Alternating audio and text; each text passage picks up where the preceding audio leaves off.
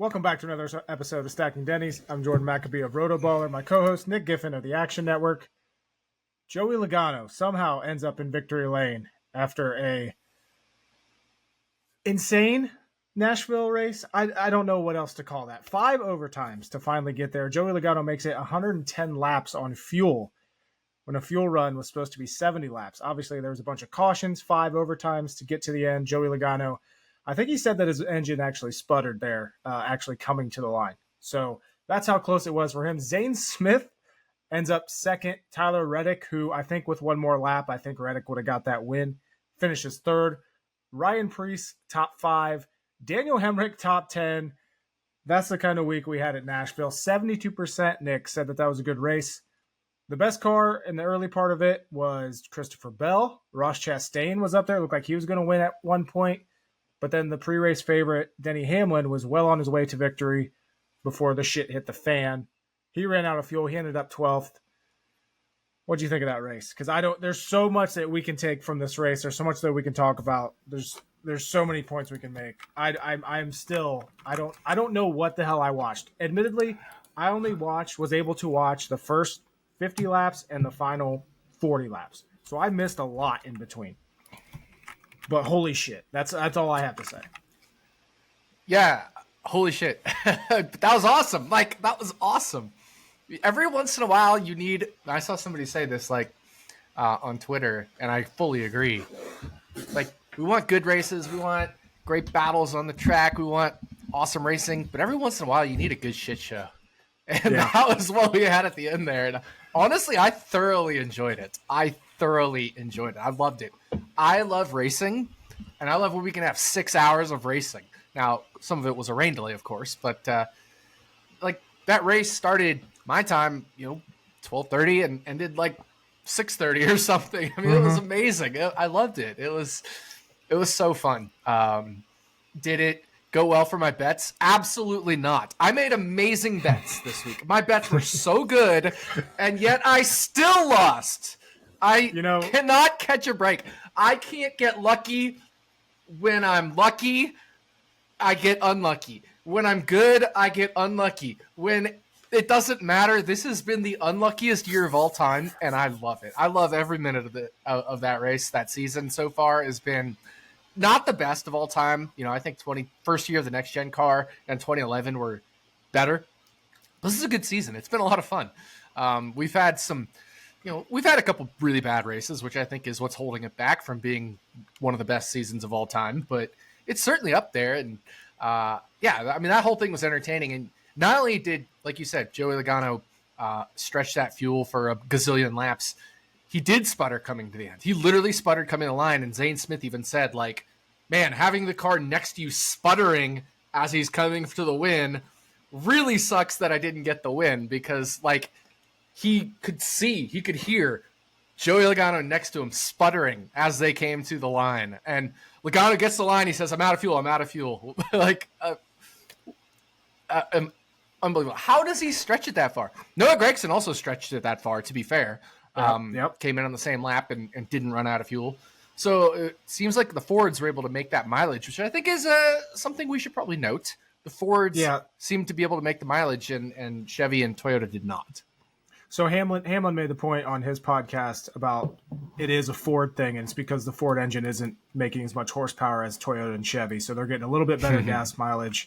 And he mentioned Logano, running kind of mid-pack all day, another reason why he'd be able to stretch that fuel a little bit. So Logano becomes the 11th winner of the season, shakes the playoff picture up a little bit more, because now we have someone that was on the outside looking in. Into the playoffs, which, Zane Smith winning would have done the exact same thing. But you mentioned, your bad luck season continuing.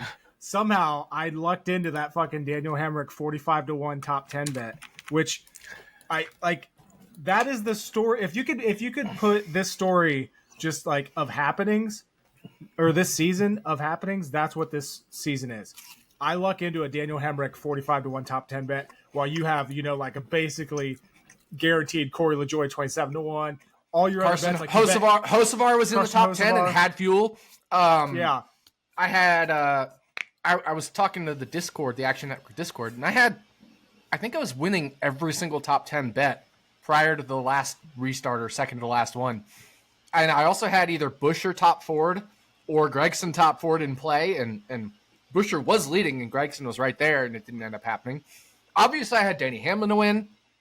I had Tyler Reddick to win, and I couldn't hit either of those, and they were the first and second best cars in that race, probably. At worst, the third best car for Tyler Reddick. Like, yeah, I had Truex, who was really good, just never got the track position. I mean, I absolutely slaughtered that race from a betting perspective, and still got my ass handed to me. I don't know what else I can do this year. Yeah, it is. When that race ended, and I look at the results, I'm like, oh, this is classic Nick this season. Just great bets, but everything goes to shit. And it is, man. God, I keep saying you're gonna turn it around, but every week it happens again. So, but we got a lot of good races coming up. But yeah, I'm just thankful the Euro soccer tournament is going on, because that's saving my ass right now. Right. Yeah. Right. You mentioned Gragson finishing top 10, Reddick being really good last week. Ryan Preece gets a top 5 finish. Bubba Wallace had a really good car in that race. You know, when that race started, Bubba, he started 24th. He was almost into the top 10 by the time first pit stops. I know you bet him live. I bet him live. He had a great car that race. Were you surprised that Kyle Larson didn't lead any laps? You know, he was basically like like the co-favorites between Bell and Hamlin. Yeah, no, I was very surprised. And I mean, he ran 3rd to 6th pretty much all day, aside from the craziness at the end and strategy and stuff. I mean, he was a top 5 car for sure, or at worst borderline top 5 car for sure. But led 0 laps. But that just shows how good the Toyotas were, right? Denny Hamlin, Christopher Bell, Tyler Reddick, they were all so good. And so Larson was a 4th or 5th place car, just because of how good Toyota was this weekend. Mm-hmm. And we saw it in practice, right? Like, Larson was just mid-pack in his group in practice. Same with Chase Elliott, same with Alex Bowman, same with William Byron. They weren't, the Chevys, especially the Hendrick Chevys, weren't good in practice. So I kind of hard faded them in terms of like bets. In it was one of those spots where, I don't think I bet on a single Chevy this whole week. It just wasn't a spot where I could get behind them. I didn't bet them early week. I was hoping maybe I could get some value on them post-practice and qualifying, but as a whole, Hendrick Motorsports just didn't have speed in practice, and it kind of translated to the race. Larson was just a 4th or 5th, 6th place car. Yeah, I did a live stream for DFS on Sunday, and I remember a question that I got was, any love for William Byron? And this is the first week in a while, I feel like, that I was just like, no, I have no interest in Byron this week. And, it's rare to say that, but yeah, I'm with you. Chevy or the Hendrick Chevrolets were not that great last weekend. Obviously, Gibbs had the field covered, and 2311 was right there as well too. Corey Heim looked good. Once we got to the second half of that race, you could tell that it's just like the other races that he's been this year. He gets into a groove, and he was like legitimately running up there in the teens. I think he got caught up in one of those wrecks. But one of the big stories out of Nashville is, once again, Kyle Larson driving a little bit over his head. Personally, okay, so in my opinion, I don't think Larson makes that move that took out Chastain if it's not Denny Hamlin in the lead. I don't think Larson does it. I don't think Larson was driving over his head trying to get the win. I think he was trying to take out Denny Hamlin. That's what happened there. I know a lot of people now. I agree with that. I agree with that. Yeah, and I think a lot. To be fair, I think it was mostly Denny Hamlin, but there's probably also like a 5-10%. Like, it's also Ross Chastain, and they've had their moments too. Yeah. If you remember Darlington a couple years ago or last year, or whatever it was, Pocono, I think maybe they had an incident, but there's at least 1 or 2 specific incidents where Ross and Larson have had their moments. So, yeah, but you're right. Like 85, 90, 95% of that was Denny Hamlin's in front of me, and we've been battling hard, and definitely no love lost there between those two, even though they're friends off the track. I think that's probably more of a past thing and not so much a present thing. But they definitely don't like each other on the track. That's for sure. Hamlin and Larson. So I agree with you. I think Larson he just drove it in there, balls to the wall, and it didn't stick, and he He hit Ross. And, Yeah. To Ross's credit, he in his interview, he wasn't like Larson dumped me, this, that. He kind of was just like, yeah, that was racing. It was hard racing, and he didn't really have anything to say about it because he knows he's done it too. Yeah, exactly. Like he got Chastained with what's happened. Like, he did 100%. He got Chastained, and I think the best part is Chastain recognizes he got Chastained and doesn't have any room to speak on that. Can't get mad. Like, because if he did say something dumb, he'd It'd be hypocritical. He'd definitely get called out for it. Yeah. I saw a lot of comments on Twitter and stuff saying, Larson has all this talent, but he drives over his head too much. And I don't think that's what that was. I don't think he was driving over his head. I think he was being aggressive because of who was ahead of him. And yes, like I said, if it's Ryan Blaney up there at that time, he doesn't drive like that. He doesn't make that mistake. I agree with you. Speaking of mistakes, penalty issued today. Carson Hocevar. That's not a mistake, though. That is not a mistake. Let's see. He's fined $50,000 and 25 driver points for dumping Harrison Burton under caution. Once again, like, what the fuck is Carson Hocevar's problem? I don't get it. Like, he's done this in every series, every year.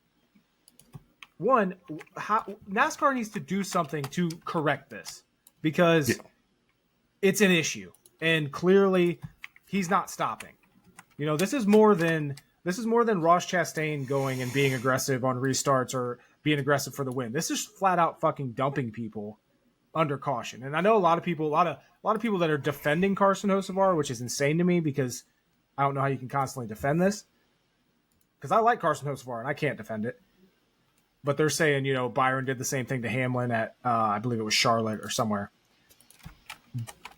Yes, but it's not as egregious as Hocevar. If you go back to like Martinsville last year in the Truck Series, you look at this. It is so fucking obvious that all he's doing is just taking him out. Like, and how NASCAR looked at that and didn't penalize it immediately and didn't park him immediately, I think is ridiculous. Yeah, no, I agree with you. It should have been handled on track right there, parked, and the current penalty that he got. Like, I'm of the opinion Carson Hocevar needs to sit out a race.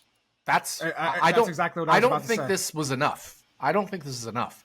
We've seen, and I tweeted out a compilation video that didn't even have one of the most egregious ones. Which if you look at my tweet, and you see the compilation video, you can go in the quoted tweet of that, with the compilation video, and then go down in its replies, and you'll see the IRP right rear hook that he had on, I think it was Chase Purdy or something. But this dude is at 4 or 5 right rear hooks now, and a left rear hook, intentional spinning out when he needs a caution twice at least. On his own, I'm just going to turn the car and spin myself out to get a caution because I need one. Ruining the truck championship last year.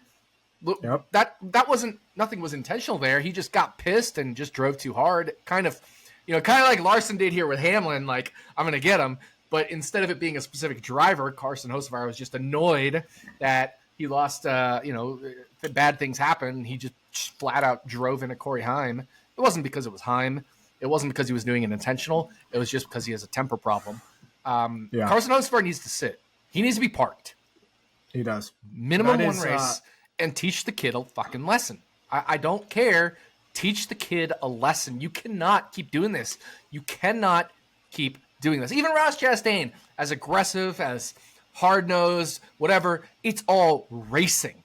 Hocevar is flat out just dirty. Yeah. No, I was actually, like, real time when I saw it during the race, like, on Twitter. I was immediately in my head, I'm like, he's gonna be suspended. Like, I was preparing this week for Hocevar not to be in the car. So when they came out and just gave him this fine, he's not gonna learn. You either have to suspend him or someone has to go hit him. That's the only fucking way that this is gonna stop. And it's I don't know. We'll be saying the same shit next time when he does it again. Not if, it's going to be when, and they don't do anything. He definitely 100% deserved to be suspended for a race. My favorite part about all this is every week, Jeff Gluck does the good race poll, and Hostfar always has some witty reply without fail every week, except this week, of course. He didn't say anything? Didn't say anything. He hasn't touched social media since the race ended, or I should say Twitter at least. He hasn't, because he knows. And the same thing happened last year when he pulled his dumb bullshit at Martinsville, I think it was. He was doing a weekly podcast with, I think it was Matt Weaver. And then they were like, well, now the podcast is over. Because Hostfar, I don't remember the exact wording, but they were just like, yeah, Hostfar is going to focus on racing now. Because obviously it was right after the whole right rear hooking, whoever it was at Martinsville. I mean, that was the Malazzi race last year. You were there. Yeah. Yeah. And yeah, I mean, it's just, the kid just keeps doing it. He's never going to fucking learn unless he is parked. He needs to be parked.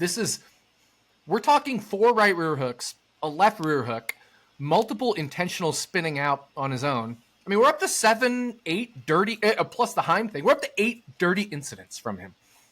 Yeah. And he's a fucking rookie in the Cup Series.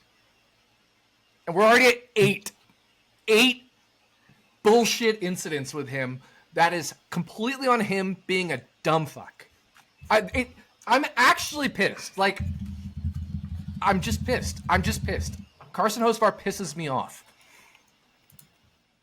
I don't understand. He has to have dirt on a NASCAR executive or something. I mean, they suspended Chase Elliott, NASCAR's golden boy, for wrecking Denny Hamlin intentionally. Now, yeah, Hostfar's not doing this at 180 miles an hour on the front stretch, but it's still fucking happening, and it's a pattern. And I don't understand why this isn't getting more attention from media, because like they're just reporting, oh, he just got, fined for wrecking. No, this like it's continuing to happen, and yeah, he definitely deserves to be suspended. I can't believe it wasn't even on the table. It might have been, but I didn't see anything of it. Speaking of rumors, we got some silly season. We got another domino. Josh Berry to Wood Brothers Racing. Sounds like that's pretty much official. From what I can tell and what I've read, he will not be bringing Rodney Childers with him, which means Rodney Childers will be a free agent to go somewhere, which makes sense. I don't know why Rodney Childers would definitely decline going to Wood Brothers Racing. Like, you want to go somewhere that you can win. Rodney Childers is one of the best crew chiefs in the garage area. So now that opens up, where the hell does Childers go?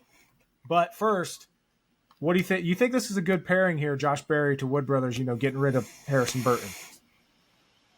I don't know if it's a good pairing, because we'll have to wait and see, but anything's better than Harrison Burton right now. Yeah. I mean, Harrison Burton's 33rd in the standings. If we look at the Wood Brothers racing car, right, we've seen in the past, Paul Menard, who's absolutely destroying Trans Am right now, winning every week. But, I mean, you look at how other drivers have done in the 21 car, and they did so much better than Harrison Burton. I'm actually trying to pull up the stats of that car. Matt Benedetto, like Benedetto, Blaney. Yep. I mean, this car has never run this bad, or at least hasn't in a long time since I can't remember. And I'm trying to. Trevor Bayne wasn't even this bad in the car. Obviously, Bill Elliott was good in this car. About to say that. It's as bad as it's been in the 2000s. So, yeah, they need to move on from Harrison Burton. Is Josh Berry the solution? I think he's probably another Matt Benedetto type. That's it. I agree with that. But it's definitely, I think it's a good move for Wood Brothers to get out of Harrison Burton. It's an upgrade, but is it the solution they want? I don't think so. Right. It's kind of best available. Exactly. But yeah, I don't know where Childers is going, and obviously I haven't seen anything. I hope it's not like one of those situations where he just ends up retiring. I finally got the full freaking table here. Wood Brothers Racing, since they returned to full-time racing in 2016 with Ryan Blaney, Their worst finish in the points, aside from Harrison Burton, was Blaney, and that was Blaney's rookie full-time season. They finished 21st in the points. Then with Blaney, they finished 9th the next year. Menard, they finished 19th and 19th. De Benedetto, they finished 13th and 18th. With Harrison Burton, 29th, 31st, and now they're 33rd. The last time they were 33rd in the points on a full season was 2006, Ken Schrader, and that was the last year they were full-time until a decade later in 2016. That's how bad it is for Wood Brothers Racing right now. Yeah, and I mean, obviously, I think part of it is the organization not really going, but they do. I mean, they have Penske support, and it's just exactly. Not. It's. And I understand Penske's down a little bit, but Penske's now making a comeback, and yeah, Harrison Burton is just.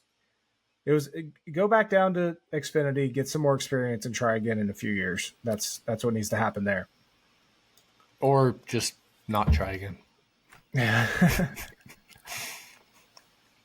No, it's funny because you and I, it was like 3 years ago or something, had a little thing about Harrison Burton, and I was like, I'm willing to give the kid a chance, and you were just like, no, he sucks. And I was like, I'm willing to give him a chance. He's won some races, you know.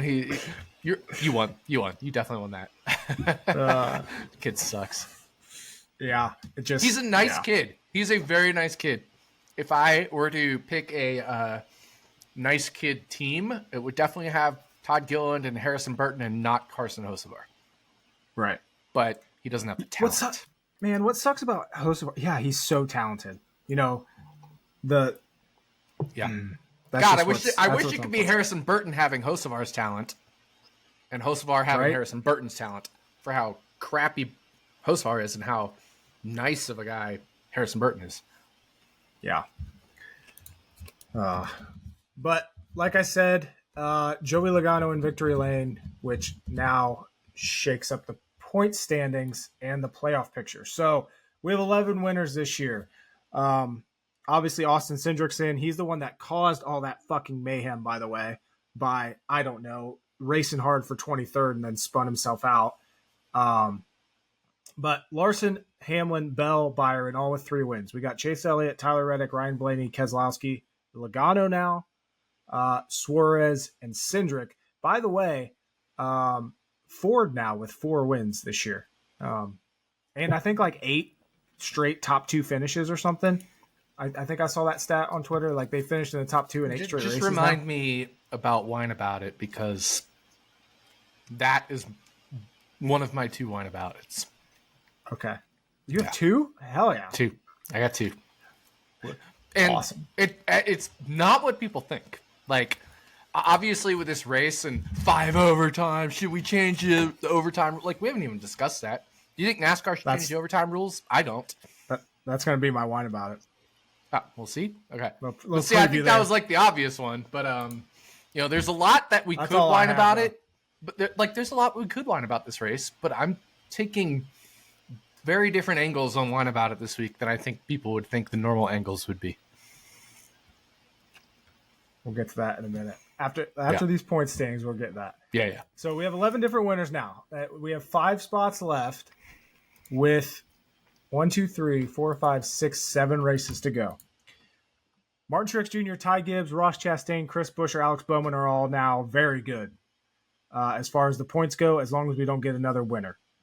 Truex plus 143, virtually guaranteed to get in. Ty Gibbs plus 70, Chastain plus 66, Buescher plus 56, Bowman plus 51. That's if we don't get another winner, though. Bubba Wallace, Chase Briscoe, Kyle Busch, Josh Berry, Todd Gilliland, everyone below that, Hocevar, McDowell, Gregson, Priest, Stenhouse. Are we saying now? I don't think Bubba Wallace is in must-win territory, but I think it's getting close. Especially with the guys in front of him. We typically don't see a guy like Alex Bowman, Chris Buescher. We don't see them implode. You know, they're not going to go through a Kyle Busch stretch of races where they earn 12 points in 4 weeks. Chastain possibly could, but he's been Mr. Consistency all year. top 15 pretty much every week. Obviously, he wrecked out this week, but he was right there about to win top or finish second. And wasn't even his fault he wrecked out. Yeah, yeah, exactly. Yeah. I mean, just innocent bystander. And honestly, I don't think Chastain really implodes. Like, you look at his track record in the Trackhouse car. Remember 2022? He was Mr. Consistency. He was the guy who was getting top 5s every week, or top 10s at worst every week. He just doesn't implode. And if any of those 4, Ty Gibbs, Chastain, Buescher, Bowman, implodes, you would think it would be young Ty Gibbs, right? Ty Gibbs, definitely has the a few enemies, has had some mental, not like mental health moments, but like just mental moments on the track of like imploding, getting frustrated, getting pissed. And he's just young. He's younger. He's less experienced than Chastain, Buescher, and Bowman, who've all been in the Cup Series for many years. All these guys are Chastain, Buescher, and Bowman are they're not old, but they're not young. In fact, all 3 of them are 31 years old. I was just looking it up. Wow. All 3 of them are 31 years old.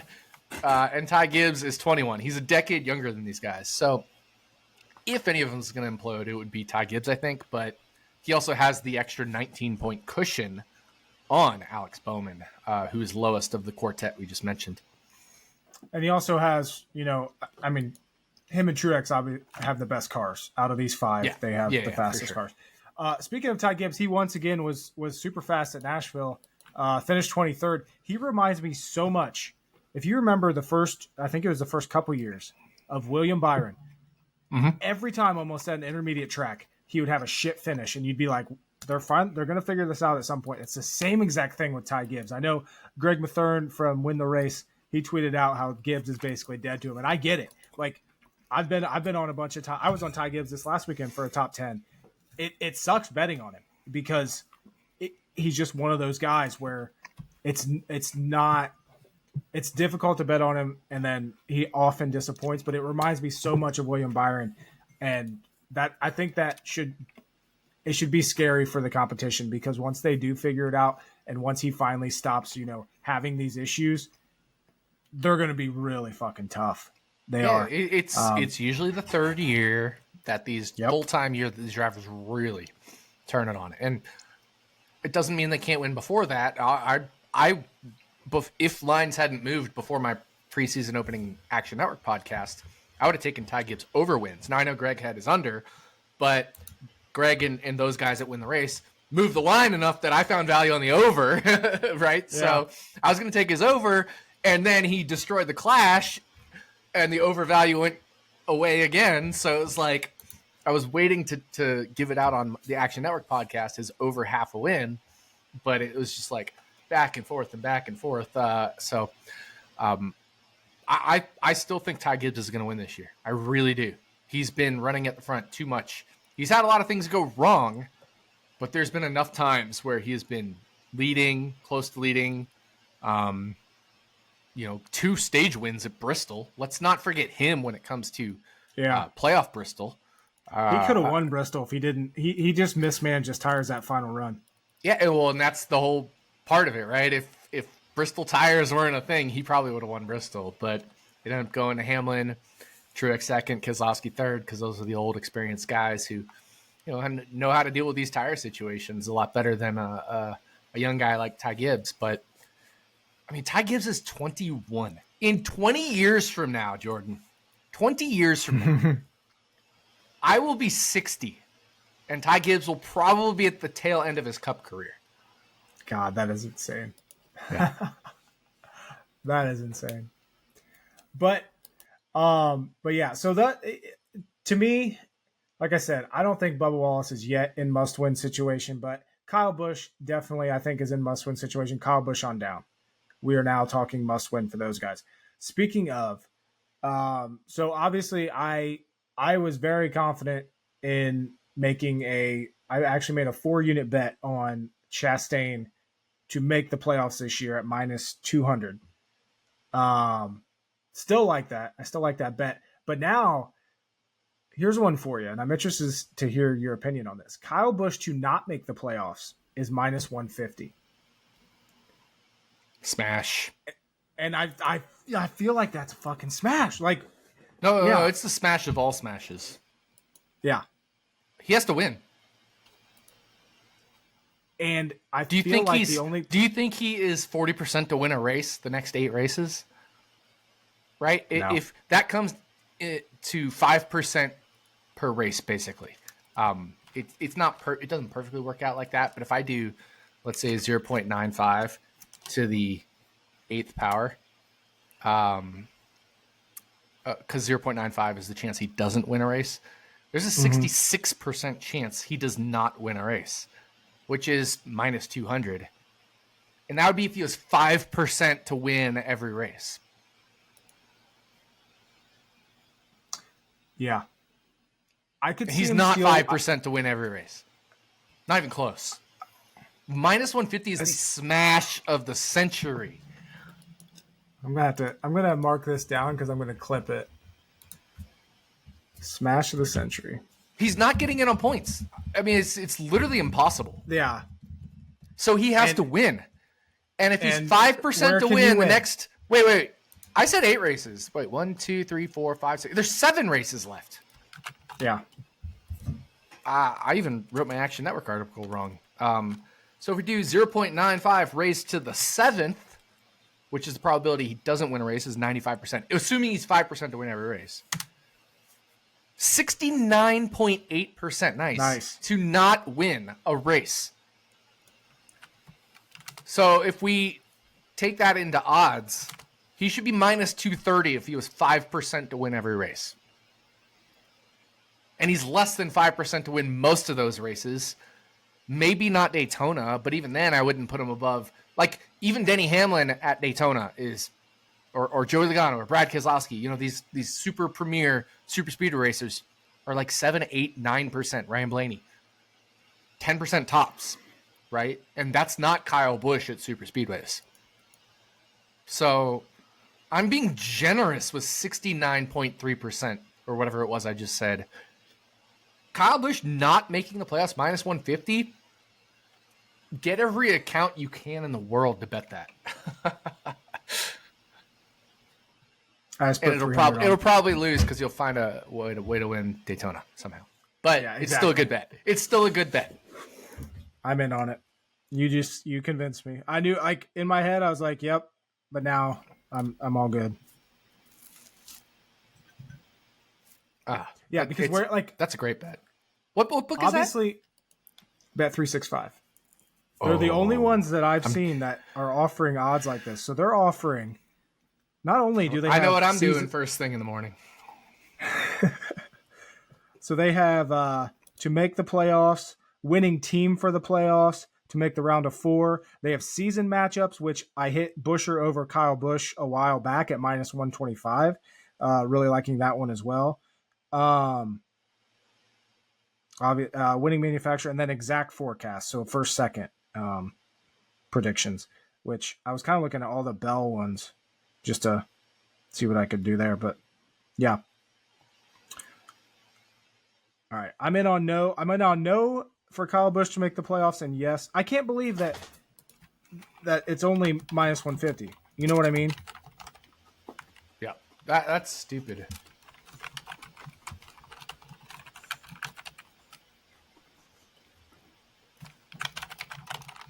This is ridiculous.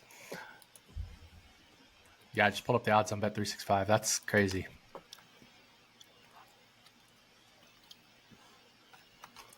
That's crazy. I'm in. I will be there first thing in the morning betting that. Driving across the border to bet that. All right, you guys got it here. Got it here first. Kyle Busch to not make the playoffs minus 150. Nick and I are both on it on Bet365. Isn't this fun? It is. But it is. Hold on. So real quick. So Christopher Bell led the most laps, won 2 stages, did not have the best car. He had the track position. Right. He had the restarts over Hamlin. But because of that, he currently leads in playoff points. Yep. Now, that'll change after more playoff points are added from the point standings, but that enhances further his odds to win the championship. And I feel like most books have him as the favorite now. Yeah. But it also seems like another reason to fade him because he dominated, air quote, led the most laps, won with stage 1 and stage 2, but like he was only a 4th or 5th place car, right? I mean, it's just he wasn't bad. He was good. He was a 3rd, 4th, 5th place car, but it's just like another spot where he was, in terms of results, obviously finished dead last, but in terms of like results of like stages and laps led and stuff, was better than he actually was. And the same thing happened in New Hampshire. He actually got the finish this time with winning in New Hampshire, but a lot of the stuff, like he won New Hampshire, he finished 1st in stage 1, he led the most laps, like 2 races in a row where his laps led are inflated by track position. His stage wins, his stage points, his points, etc., are just inflated. Yeah, and when he had a 3rd, a 5th place car. Speed. Yeah, and his speed because he had track position. Yeah. Yeah. And you know what's funny is how we're on the opposite. Like I am so locked in. Like I like my Christopher Bell championship bets. Yes. And from you know earlier. me. Yeah, but you know me as a Christopher Bell. Getting that light on. There we go. That's right. I had to. It just seemed dark as a Christopher Bell hater. I will always hate on Christopher Bell, but like I feel like we're kind of switching roles right now because I don't really hate Christopher Bell right now. I still do. I always will. But right. But he is like that is him in a nutshell though. And that's why he's so fucking hard to predict because you never know like when he's going to go out and just lay and fucking dominate, and it's or lay an egg. But, yeah, I mean, you never. He's incredibly unpredictable. Whereas, like Truex, he hasn't been winning races, but you know he's going to be strong. He'll have some bad results. And honestly, like Truex's results this year are actually pretty terrible, and yet he's 5th in points. Mm-hmm. He has 3 top 5s. Sorry, 4 top 5s. Mm-hmm. He's not been finishing well at all, Truex. Yet he's still 5th in points. I mean, what? Like, I look at his results and I'm sitting here and I'm like, how is Truex 5th in points? 0 DNFs, that's how. Exactly. It's the Chase Elliott deal, who still has yet to finish outside the top 20. Did he finish top 20? Oh, he did. Mm-hmm. I forgot about that. I thought he wrecked. The last 2 races has found ways to pull top 20s out of his ass when he was sitting back there in the mid 20s, back half of the 20s, 30s, late in both of his races, New Hampshire and Nashville. Amazing. I mean, that's a testament to him, a credit to him, but at some point the luck's going to run out. I wish that books still offered top 20 odds, and then we could have just been rolling it over every single week. I wonder what it'd be at if we did that. Like over $1 million. You think it would be? We started with 100. We started with 100 and kept rolling over our winnings. I bet we'd be over $1 million, even if he was minus 300, 400, whatever every race. I don't know. I don't know what the correct odds should be. I'm probably wrong. I'm not doing math at all. I know I have a PhD in math. I'm not doing math. I'm just guesstimating. But like 20 in a row or whatever, 19 in a row. It's crazy. Yeah. But so now that we have Logano in the playoffs, who is now your next favorite potentially to get a win and knock out someone like a Chris Buescher and Alex Bowman? So I guess outside of the current top 16, who's your favorite to win? To get to get a win the rest of this regular season. I already bet him this week. I wrote him up at Action Network today. McDowell or yep. McDowell. He could win Chicago. He could win Daytona. Mm-hmm. And I think that's probably the best chances of anybody on the outside looking in, other than maybe Bubba Wallace, who I think has a good chance at Pocono, Indy, and Daytona. Pocono. Yeah. Pocono, Indy, and Daytona. And I Michigan, agree with that. And Michigan, actually. So I'll say Bubba Wallace, but I think McDowell is probably a good answer too. I'm But with you there Bubba on just McDowell. feels like the cheap answer because obviously he's the, just given how they've been running, he's the obvious answer. So the non-obvious answer is McDowell. The obvious answer is Bubba. I wonder how this is going to affect Bubba's driving though, because he, obviously it's only a 50-point gap, but like I said, the guys in front of him are so consistent. He has to start I think he's going to start thinking that he has to win, and I don't think that's good for Bubba Wallace when he gets into the mindset of I have to win. Yeah, no. When we talk about mental, like Ty Gibbs, just goes crazy, aggressive, angry, whatever. That Bubba Wallace's mental is different, and each driver has their own different mental state. Bubba Wallace can get down on himself. He can get aggravated. He can feel like he's unable to do right, and that's okay. I feel that way a lot myself. But hopefully for him, he realizes this is massively out of his control, a lot of it. And there's so much that is out of your control. And honestly, if we look at like stage points and things like that, he's a 13th place car, 14th, 12th, 11th. And he's sitting here 15th in points and people behind him have wins. And that's not an indictment on Bubba Wallace. That's Daniel Suarez winning a drafting race. That's Austin Cindric winning his one race every 2 years or something. These are like things that happen. And when you're a 11th to 14th place car every week and you don't end up with a win, that is not on you. That's just how it goes. Sometimes you'll be the 11th to 14th place car and you'll get the win. Sometimes you'll be the 11th, 14th place car, like as a season aggregate, and you won't get the win. We've seen Bubba Wallace grab 2 wins, 2021, 2022. He grabbed 1 win in each of those years. And he didn't last year and he didn't this year. I'd say 1 win every other year, which is what he's averaged in 23-11, makes a lot of sense for where he's running. He shouldn't beat himself up. That's where he is. That's where his car is. Yes, it's not where Tyler Reddick is, but he's not Tyler Reddick. He's a different driver.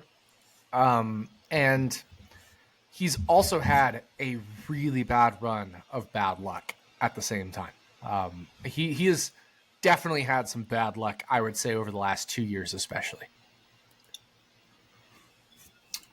Yeah, and there's a lot of bad luck in there. But it's also, I think that's just the driver he is, though. He's obviously I agree. shown, like, he has talent, but he's not. There's a reason there's such a gap between him and Tyler Reddick. Absolutely. I'm not saying the whole gap is luck. Tyler Reddick is a better driver. I don't think there's any doubt about that. But my point is, Bubba Wallace is, 15th in points when he probably should be 11th, 12th, 13th, at worst 14th in points, right? And some of that comes down to luck. Yes, you can make your own luck, which I almost don't believe in because you're not actually making your own luck. If you're doing it, then it's not luck. But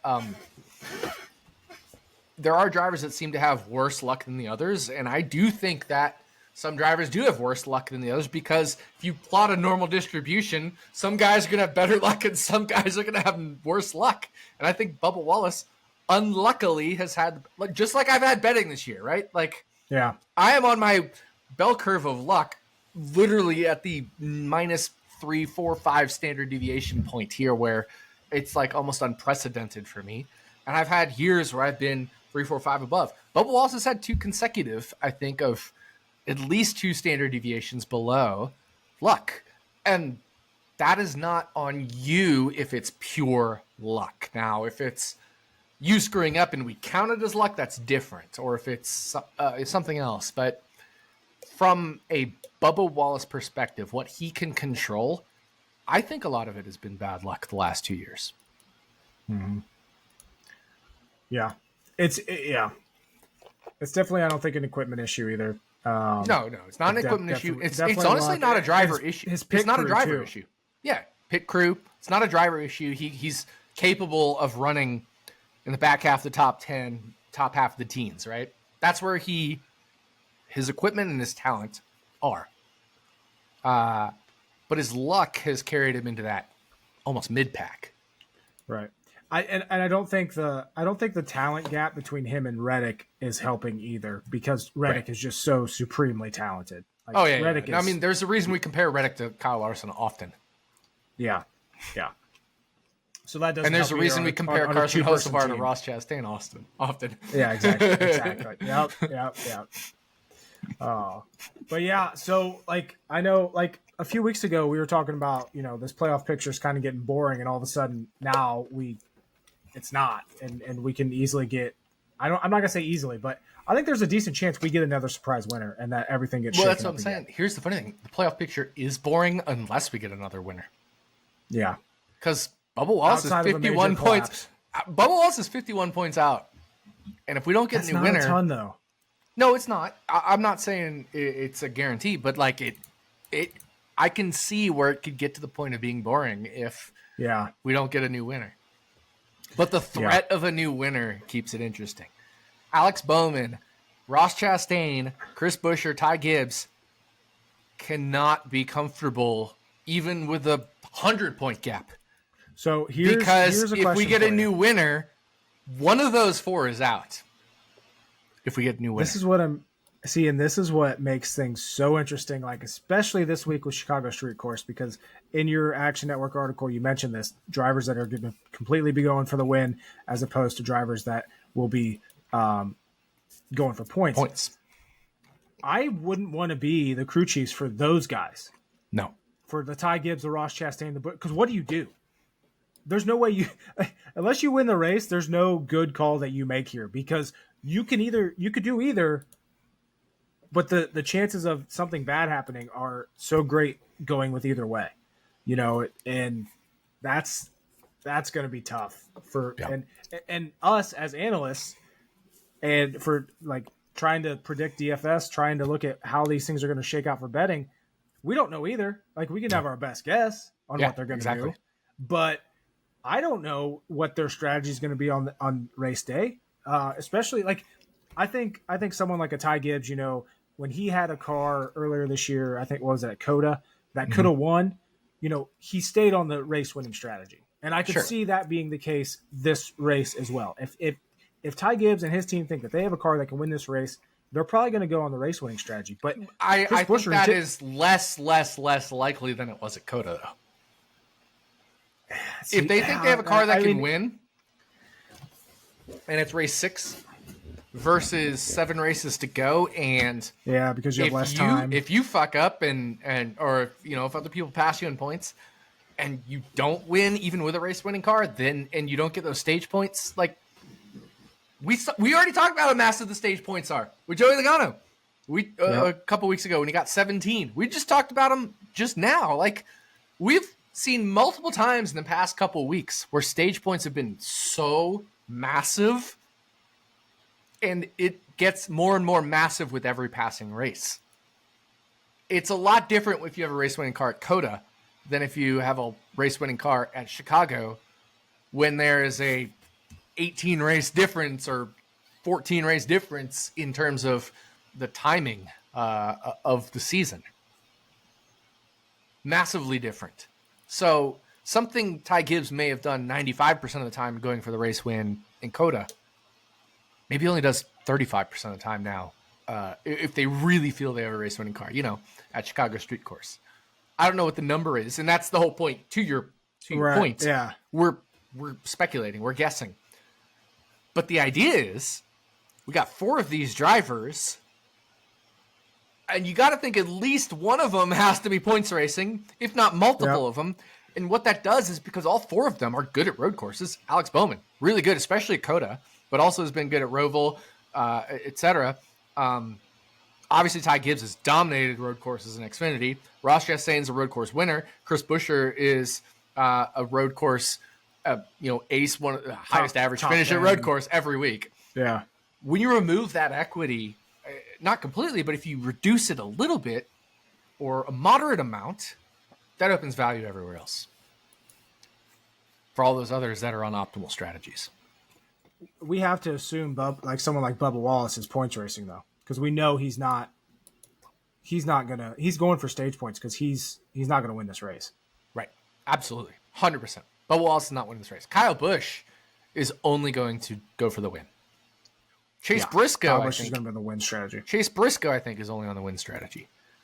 And everybody behind Kyle Busch is on win strategy, right? Yeah. And Obviously everybody ahead of Dowlins. Bubba Wallace, Bowman, Buescher, Chastain, and Gibbs would only go for the win strategy if they really felt confident they could win. Otherwise, they go for points. And Truex, he can do whatever the fuck he wants. Doesn't matter. I'm not handicapping Truex. No. That just, man, it makes this week so, I don't want to say frustrating, but almost in a way it is frustrating because there's just so many ways you can go here. Mm-hmm. And it's also going to make a great race. Hopefully it's all broadcasted well and explained well because this is such a different race. But yeah, it's something. So that's where we're at the playoff standings right now, point standings. We are now on to Wine About It, presented by RotoBaller Winery. Okay, minor. There, you gonna do it again? Boom. There we go. Minor technical difficulty here, but we got to figure it out, and we are back with Wine About It. Nick, I'm going to let you go. I'm still going to let you go first with your Wine About It.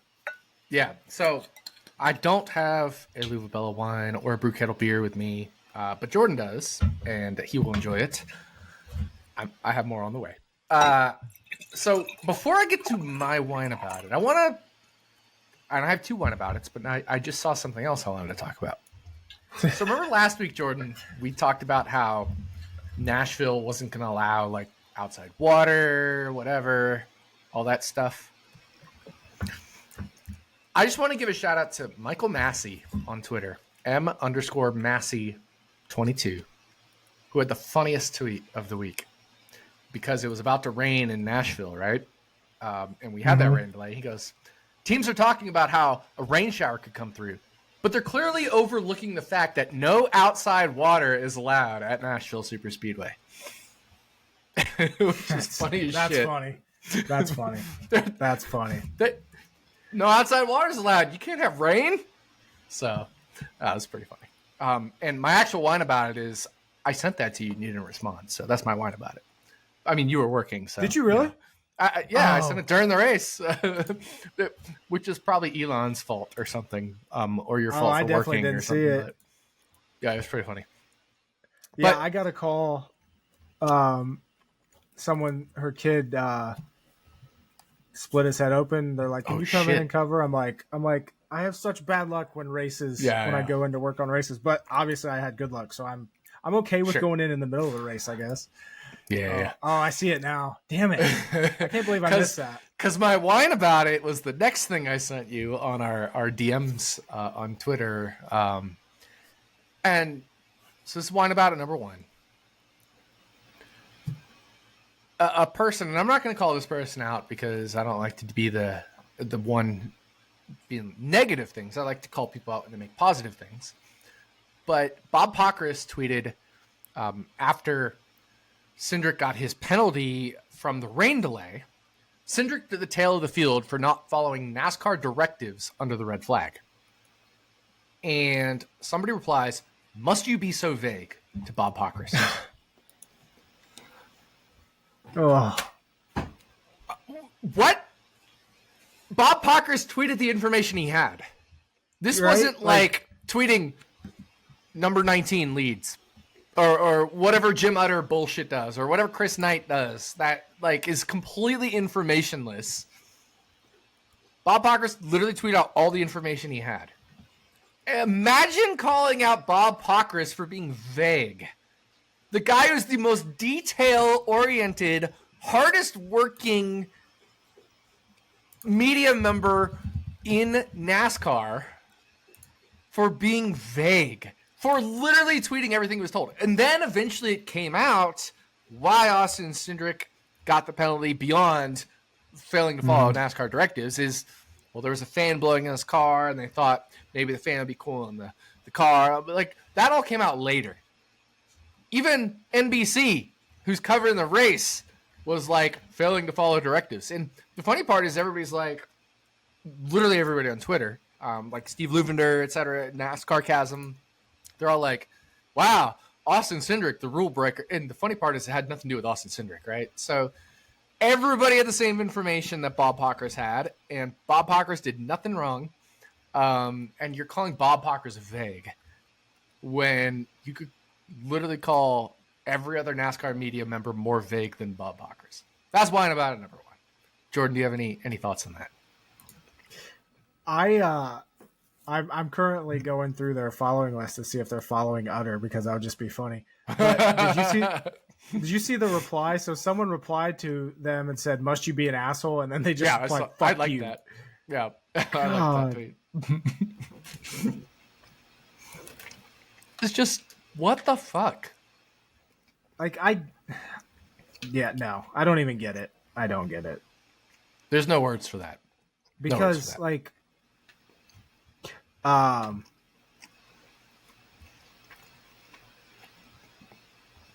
I don't get that. I will say, though, that the fan thing, I read it like 3 times after, and I kept thinking it was an actual fan, like in the pits doing something. Like a human. Yes. Like, yeah. like, and I don't know why. Literally 3 times I read it, and I thought it was an actual fan. Because of directives, right? Like, that kind of is, it makes sense. Like, a human didn't follow directives. Yeah. So that's wine about number 1 is that. Wine about number 2, and you brought this up with Ford, however many straight top 2s, and however many wins. Like, Ford's back, right? Okay. Well, Penske has all their cars in the playoff. Joey Logano fluked into that win. He was a 15th place car. He was not good. Why are you using that as an example of why Ford is good? Nobody, not you specifically, Jordan, but I see people on Twitter, Team Penske is back. Ford is back because Joey Logano won. What are you talking about? The dude was at best a 15th place car. Yeah. At best. And Cindric fluked into his win as well. To be fair, he was a 3rd place car and he won, but like, it mind-blowing how people can turn this into Joey Logano won. That means Ford and Team Penske are amazing because they have all 3 cars in the playoffs. And Joey Logano just got the luckiest win of his career. Literally the luckiest win of his career. And, you know, he has 33 Cup Series wins. This is the luckiest win of his career. He was... outside of the rain win in his rookie year. Even then, I think this one was luckier. Oh, yeah. I'm just saying that's about the only one that I can think that can compare. Right, yeah. I mean, this was the luckiest one of his career. He was... 15th place car might be generous with how he ran this week. But yeah. And here's the funny thing.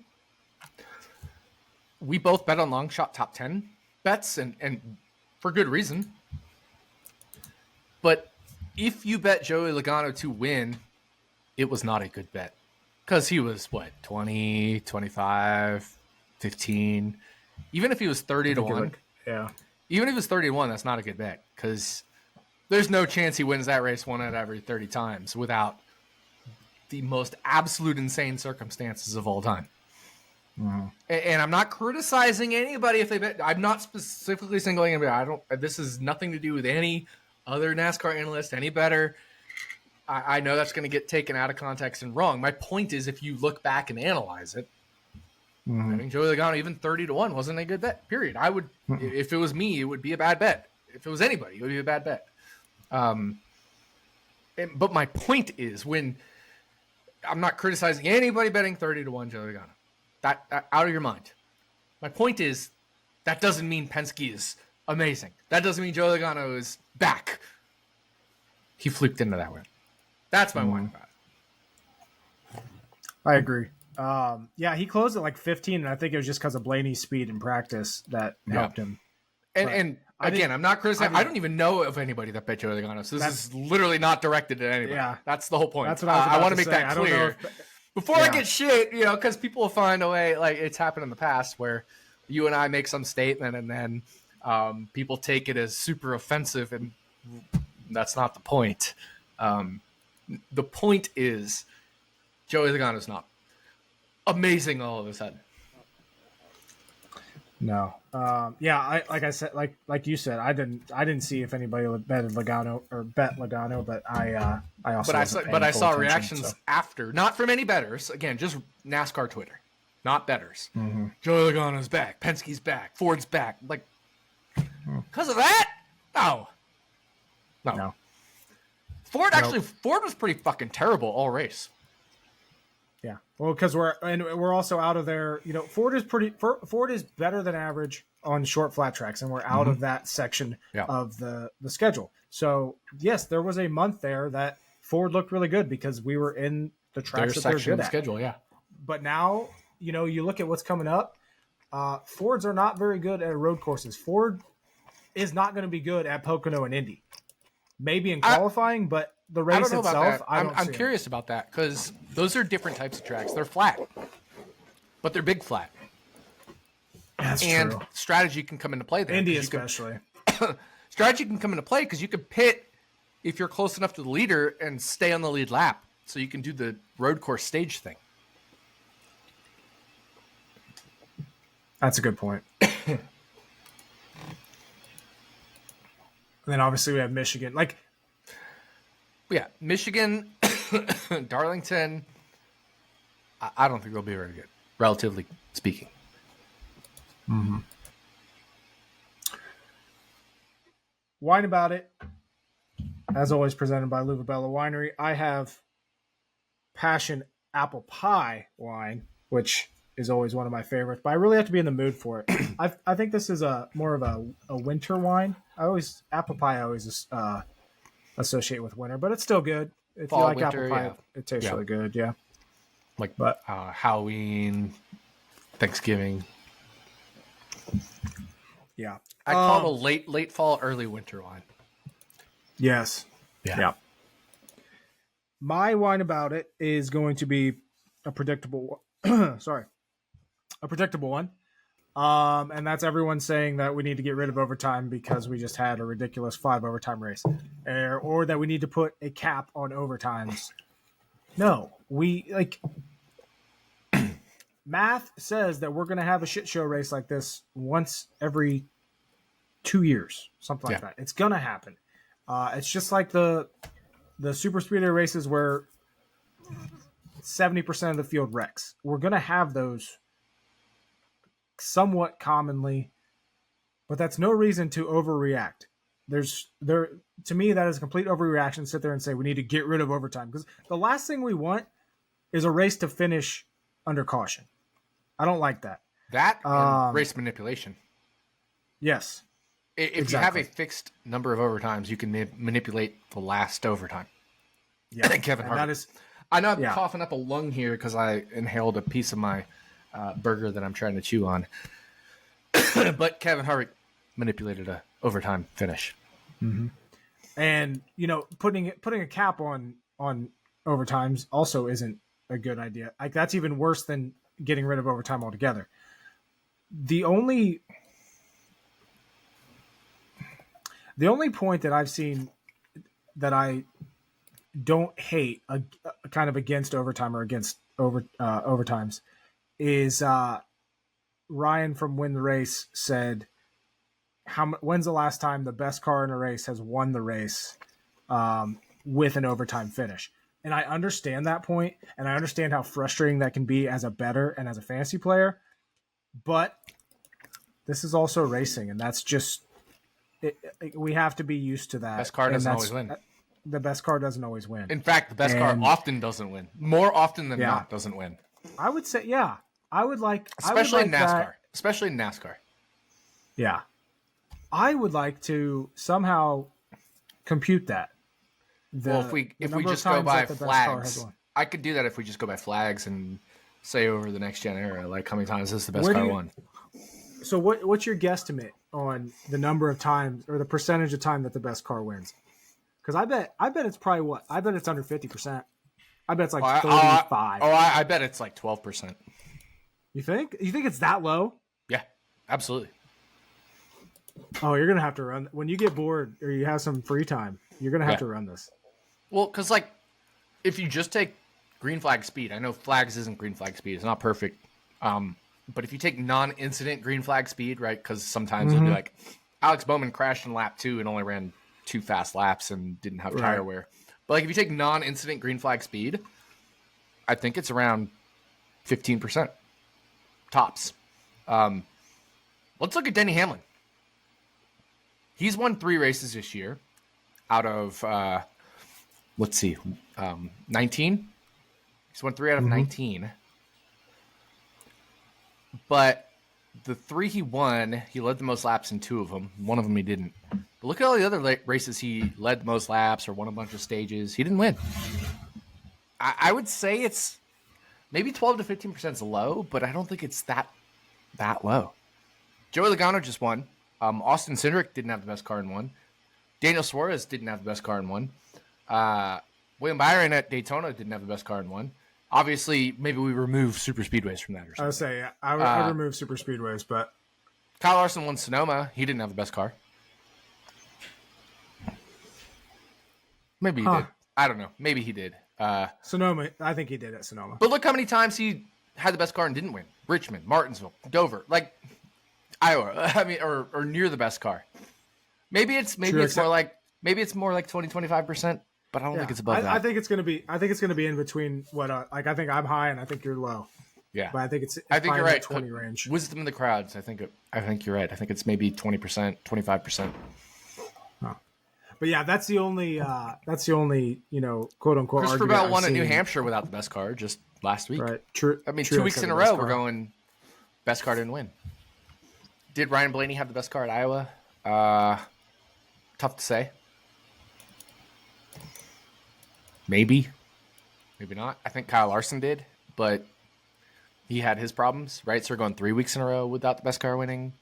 Which is 25% if we think Kyle Larson had the best car at Sonoma and won. And then Austin Cindric didn't at Gateway. So if we go the last 5 weeks, we're at 20% if we're being generous. Christopher Bell won at Charlotte. He definitely didn't have the best car because of the rain-shortened race. Brad Keselowski won at Darlington. Did he have the best car? I don't think so. But he won. I forget that race. Kyle Larson won stage 1. Tyler Reddick won stage 2 and led the most laps, but finished. Those 2 guys finished 32nd and 34th with problems. That was with the Busher incident. Yep. Yeah. Keselowski didn't have the best car in that race. Yeah. So I mean, we're talking 5, 6, 7, 8 races in a row, and the best cars maybe won one of those. But that's my point. Like, we think the best car wins more than it actually does. That's it. Yeah.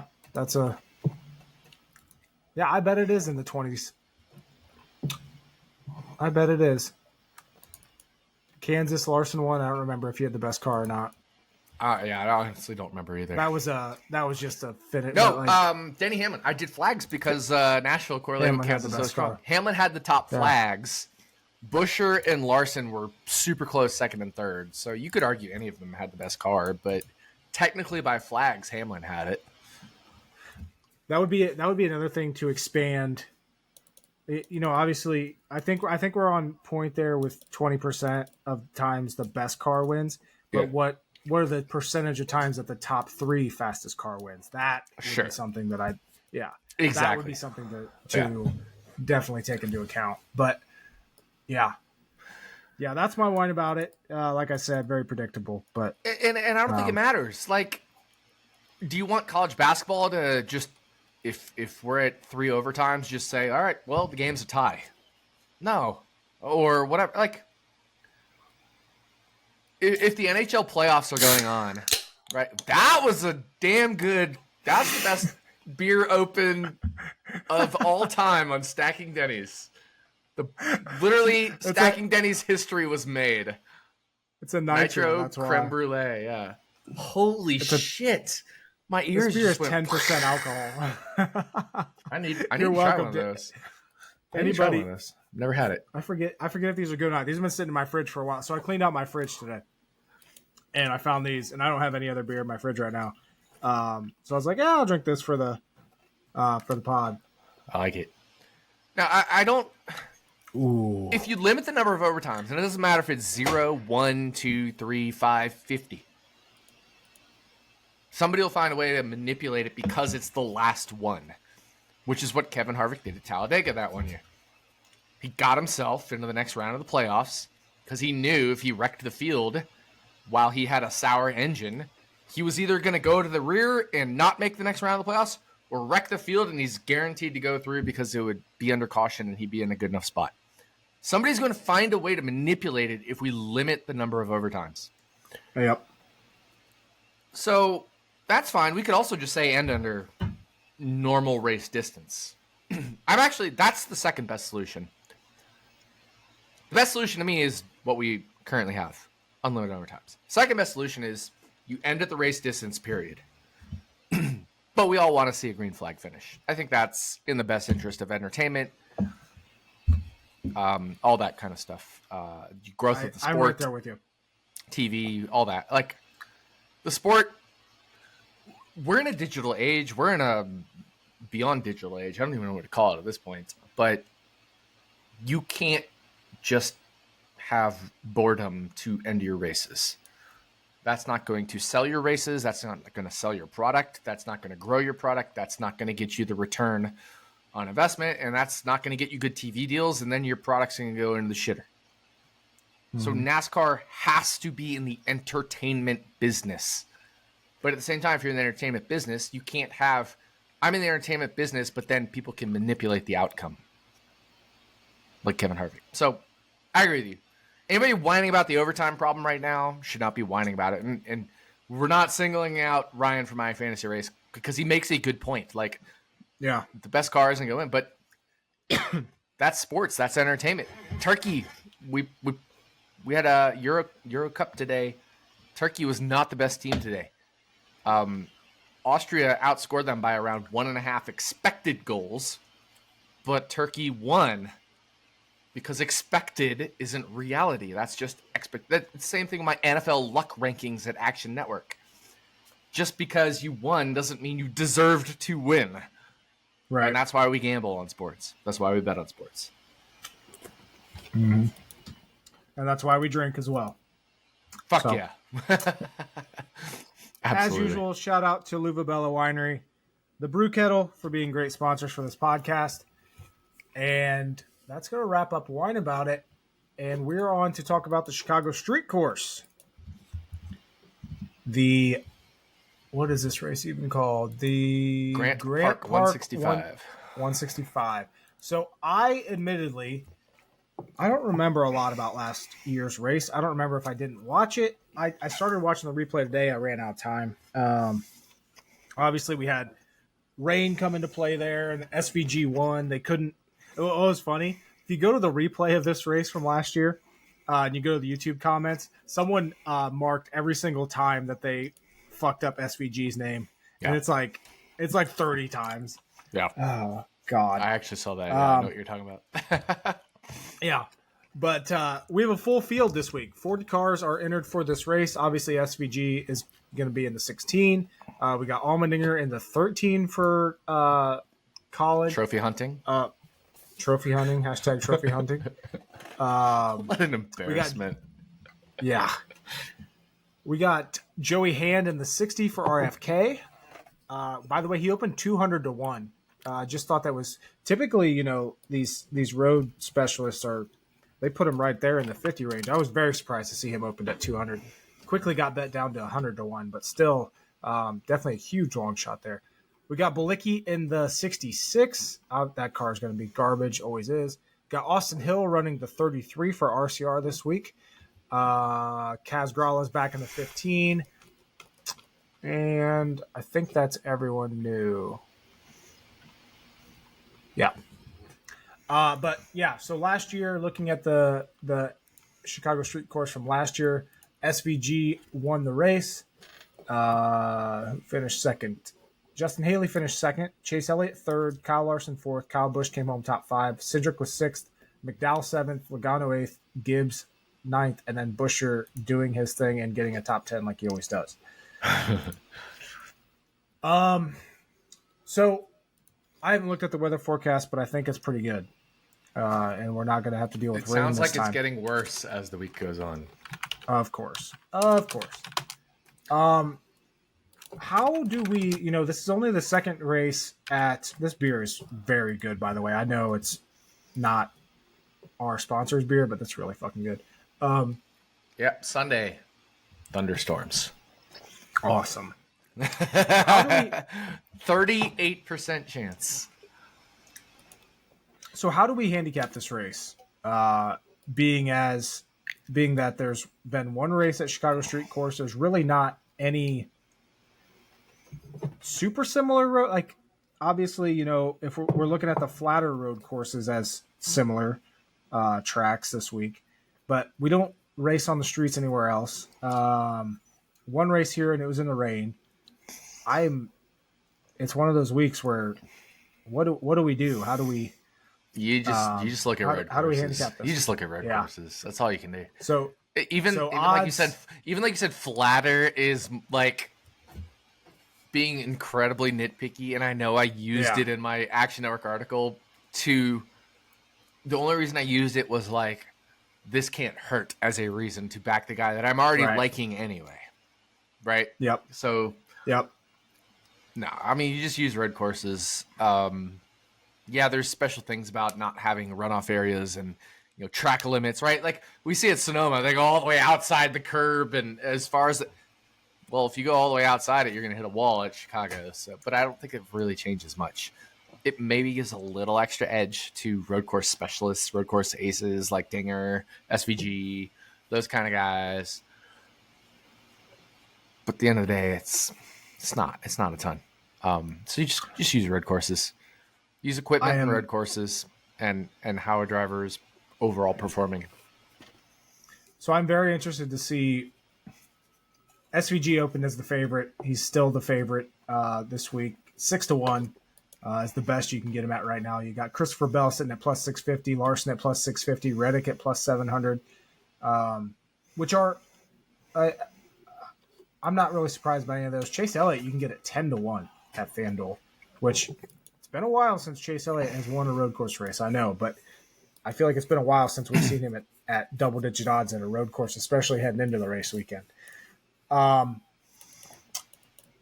Is there any argument for SVG not to be the favorite heading into practice and qualifying? Yeah, Christopher Bell. Yep. Right there that's the argument, right? Like, I'm not high on Christopher Bell in terms of this race this weekend. Just you're in Gibbs equipment versus Colleague equipment. Mm-hmm. That's the argument. It's not Christopher Bell himself. It's just or Tyler Reddick, right? Like Tyler Reddick was really good at this race last year. Tyler Reddick is really good at road courses.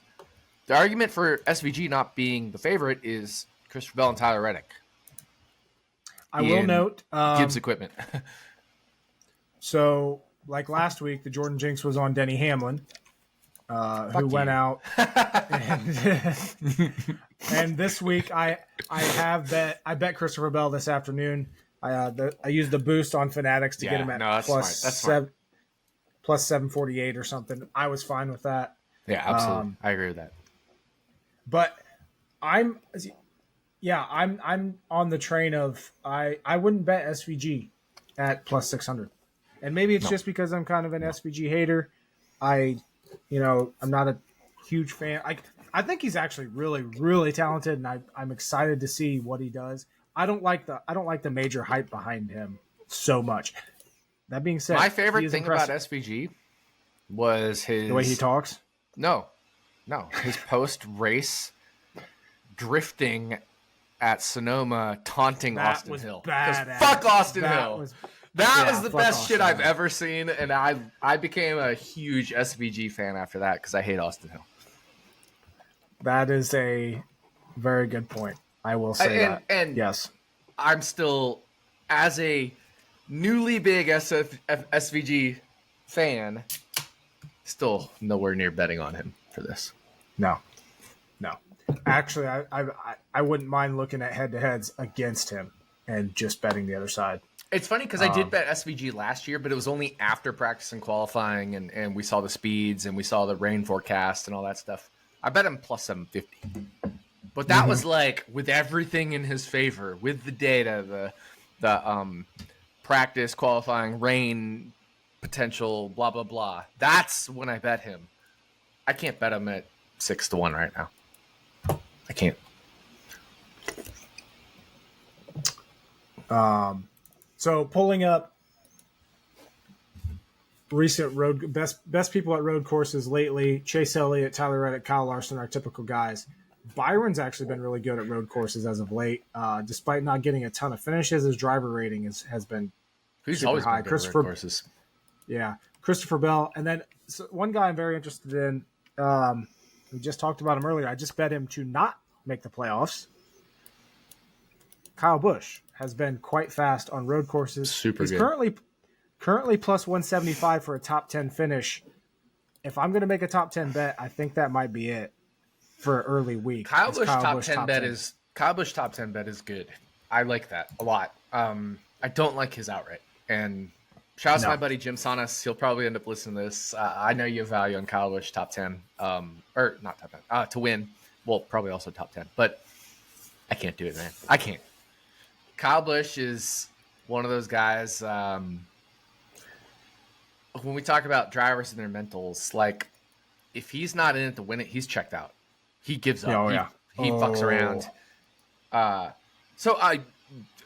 Which almost makes me like an outright better on him. But at the same time, when you have as strong a field as there is, I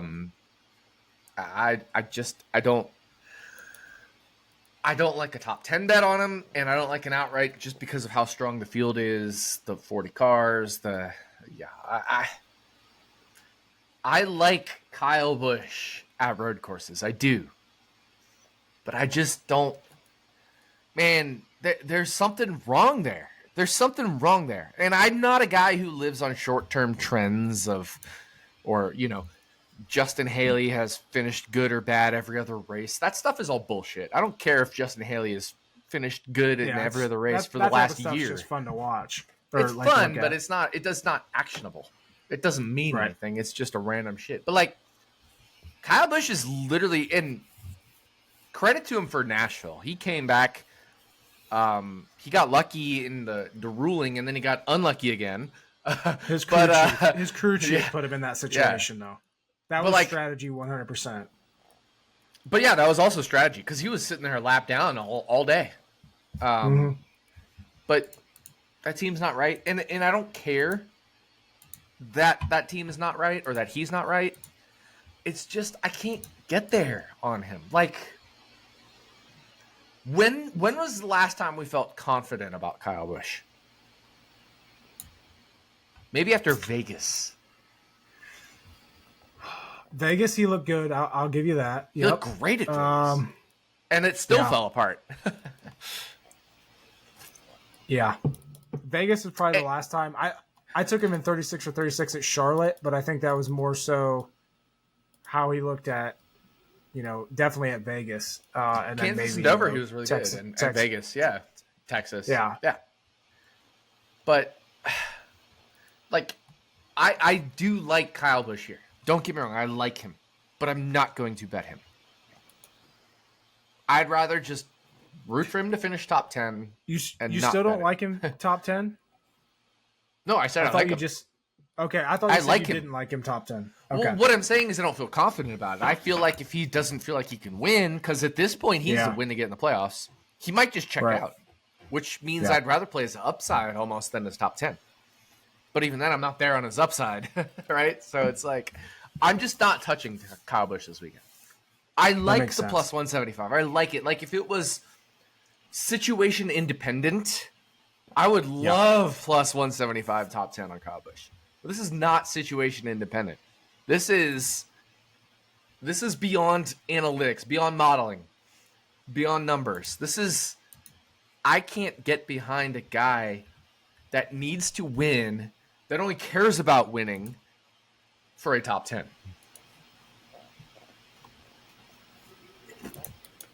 Yeah, I'm with you there. That's one that caught my eye. You know me. Like top 10 bets are my kind of bread and butter right now. That's where I'm at. Yeah. I do think there's value in top 10s this week though. Looking at someone like an Alex Bowman sitting at plus 330 for a top 10 finish. I like that. 4 top 10s in his last 7 road course races. I don't remember what happened here at Chicago Street Course last year. He finished 37th, so I'm assuming he wrecked. Clearly, yeah. But no, I don't know. I don't remember. Yeah, me neither. But like, yeah. Just kind of looking down the board here real quick. No, this is a super tough race to handicap just in general because we have one race here. It was in the rain. It doesn't really translate, but I think you just got to use road courses. And I think you have to use, I think the biggest edge right now is figuring out strategies, even though, like you said, we're not going to be perfect at it. We don't have the insider knowledge on the strategies, but you got to think minimum between Bowman, Buescher, Chastain, and Gibbs, at least one of them is points racing, if not 2 or 4, right? So, like, those are the edges you have to use at this point right now is, okay, well, if we can eliminate of 4 competent drivers, at least one of them, if not multiple of them, from win probability or top 10 probability. Not that they can't finish top 10 if they go on the point strategy. It's just it reduces the chances. I think that's the edge you have to use. We know Michael McDowell is going to go for the win. 100%. Yep. We know Austin Cindric, unless he's in position to win a stage because he can get the playoff point for winning a stage, is going for the winning strategy. Like, those are things, and those are the 2 drivers I bet. Like, those are things you know. So I would rather bet on what I know than what I don't know. You know what I mean? Mm-hmm. Yeah. Makes sense. But we've also, like, you know what's funny is you mentioned, you know, like we know Michael McDowell's going to go for the win. But with how aggressive he's been this year and with the way that this season's going and the stuff that you and I are both, the times that we've been so confident this year and then it didn't happen, I could see McDowell not going for the win. Like, you know what I mean? like this is the one week that he would not, or he'd like try to points race. You know what I mean? No. I could like somehow like I know chances are it's not going to happen, but with the way this season's going, I could see it happening. Sure. But as bad as my luck has been, a guy who is 166 points out with 7 races to go is not going to magically points race. Right. Yeah. Yeah, I get it. Yeah. I understand your point, but even that is too egregious. And if that happens, then it's literally the worst luck year of all time. Exactly. So looking at the odds board, I do think there's value on some long shots this week. I know you bet Cindric 50-1. You bet McDowell. I think you got him at 16-1. Cindric is still up there at 50 at DraftKings. McDowell's down to 14, also at DraftKings. Any other long shots that you think are decent value this week that could pull off the win? No. Otherwise, I would have bet him. Right. You know what I mean? And I'm not actively trying to bet this race hard. Like, there's a lot of uncertainty here. Same. I'm actually trying to not bet this race. But Austin Cindric called out to me, and Michael McDowell called out to me. Those, like, you get Michael McDowell just finished second at the most recent road course race, and he's 16-1, 14-1. I don't care. Yep. And he won the other flat, and again, I'm using this as a crutch, but like the other flat road course last year. Yeah. And finished 7th in this race last year. And I understand there's rain, but there's rain in the forecast this year, potentially. Like, fourth best driver rating last year in this race. Yeah. It's just one of those spots, like, And then you add in potential win probability reduction of those bubble guys, the bubble boys. Like, it's just, I'm not looking to actively bet this race. And that's part of why I'm not betting Kyle Busch. I like the Kyle Busch odds. Yeah. If it's a normal, I'm trying to be selective. I'll say this, and I'm right there with you. Like, I'm looking at these bets, and like I said, I bet Christopher Bell outright already. That might be my only bet heading into this race weekend. And it makes sense. And you use the boost, and that's the whole point. Yeah, and it is it's one of those weeks where I'm like, there are bets that I like but there is such a difference between this week and other weeks, because other weeks, if there's bets that I like, yeah, I'm in and I can justify it. This week, I'm thinking very hard about it, and if I miss them and the lines move, I'm not going to be mad about it. No, exactly. There are certain weeks like this where, I mean, the All-Star race this year, you and I were both, we don't have any interest in betting this. Perfectly fine. I understand, people like to have action every single week. People like to have bets every single week. You also have to take a step back and realize when you don't have an edge, or you don't have as much of an edge, or you're not as confident in your analysis, it is perfectly fine to sit here and be like, you know what? I'm going to sit here and watch this race. But I will say, if this was a quote-unquote normal road course race, and these lines were available, I would be all over them. I'd be, I agree. No, I fully agree. Fully agree. So that's what real quick, though, what do you think about Austin Cindric top 10 plus 250 when everywhere else is plus 150, plus 175? I don't mind Cindric, but I'd rather go Bowman. Just comparing the two, I'd rather hit Bowman. That's probably one. The guy who could points race instead of the guy who's going for the win? I know. Guarantee you Bowman's points racing. That's valid. That's fucking valid. Damn it. Yeah. The only argument I have against Cindric is top 10. Cindric finished ahead of Bowman last year.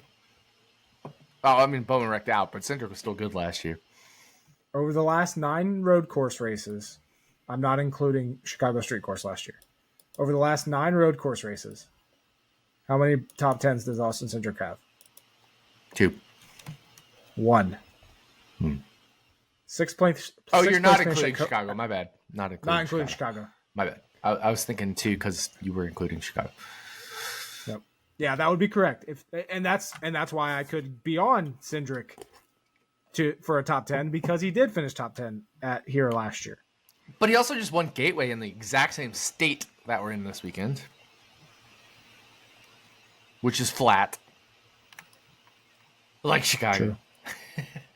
But no, my point is, like, we give Cindric shit because he sucks, and he does suck. But he also literally just won an oval race, which is not easy to do. And he didn't win it out of, like, massive flukiness. He ran third the whole day. The whole day, Austin Cindric was top 3. And he won. It wasn't the monstrous fluke we make it seem to be. You know what's fucking weird about Cindric? He went on a streak there from the introduction of the next gen car at road courses. I remember 8th, 5th, 7th, 2nd, 13th, 21st, 6th. Oh, I know. I looked it all up before I did my article. He qualified really well in all those races. And then starting with Sonoma 2023, he has not qualified better than, he has 4 out of the 6 races he's qualified 20th or worse. He has 0 top 10 starts in those races, and he has 0 top 10 finishes in those races as well. I don't know what the hell happened with him in qualifying, but I think that is a very good correlation of absolutely why he's not, 100%, of why he's not 100%. finishing top 10. But if you look at the fact that he's kind of righted the ship a little bit, maybe, possibly, like, it gives you hope, right? Look at his first half of the year compared to his second half of the year. This year, I'm talking.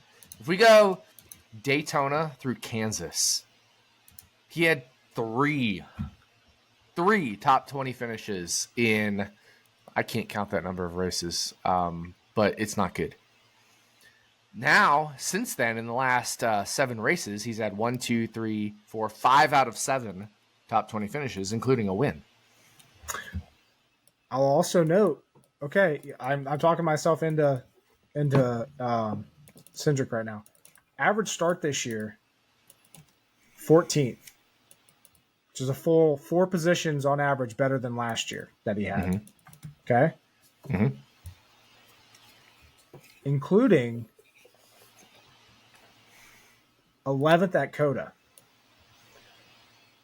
That's where I can. So that's the kind of stuff I can get behind a Cindric top 10 bet for sure. And it's, again, am I making it? It's the price. It's plus 250, right? Cindric has finished top 10 7 out of 17 road course races in his career, which is 41.2%.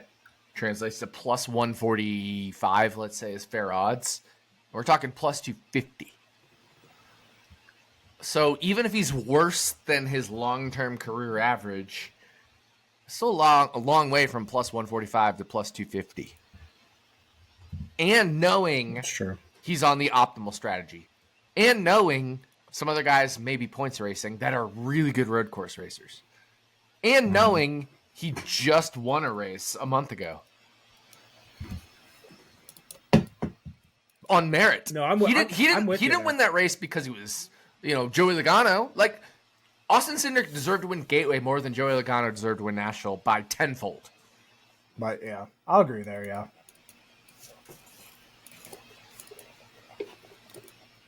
And I'm not an Austin Cindric fan. I am not I'm not an Austin Cindric guy. I think he's pretty terrible too.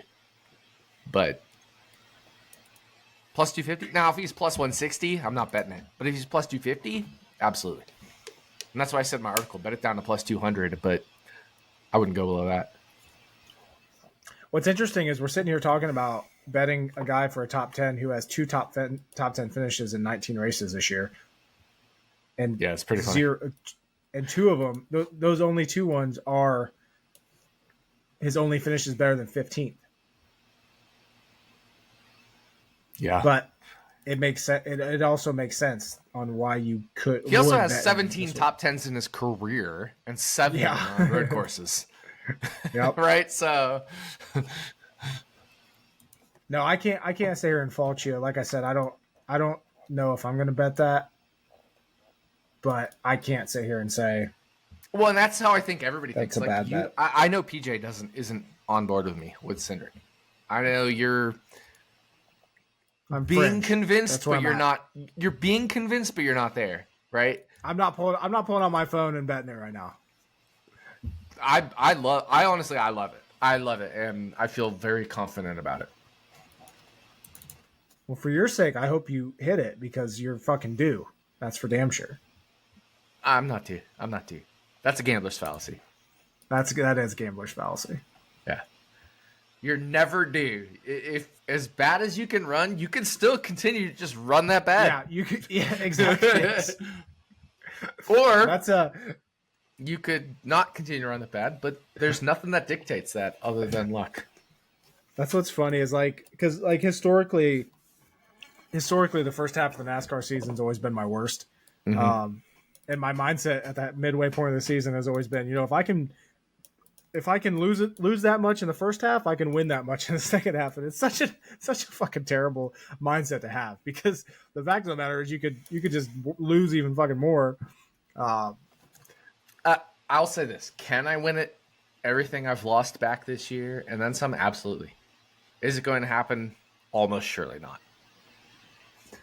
I've already chalked this up as a losing year. And I'm okay with that. That's part of being a gambler, a human. Mm-hmm. I feel like I've made, especially in the last month and a half, where I knew I was on a losing streak and I was extra focused. I honestly feel like I've had a great month and a half betting wise, and it just hasn't worked. It just hasn't worked, and I'm totally okay with almost every decision I've made in the last, let's say, 6, 7, 8 races. Totally fine with it. And that's just how it goes, man. You're never going to always win. You're not just No. Gambling isn't printing money. If it was, there wouldn't be gambling. Right. Right? Like there literally wouldn't be gambling if you could just print money. There's obviously situations where people have edges, but nothing is guaranteed. Literally nothing. I 100% believe I still have a decent edge. Oh yeah, solid edge in NASCAR betting. Well, I mean, just look at last week. You had Reddick and Hamlin pegged early week. Yeah, and that happened. And even like I said, that race goes one more lap. Reddick wins it. Reddick had the best tires. Hamlin won that race 3 times minus 15 feet. Yeah.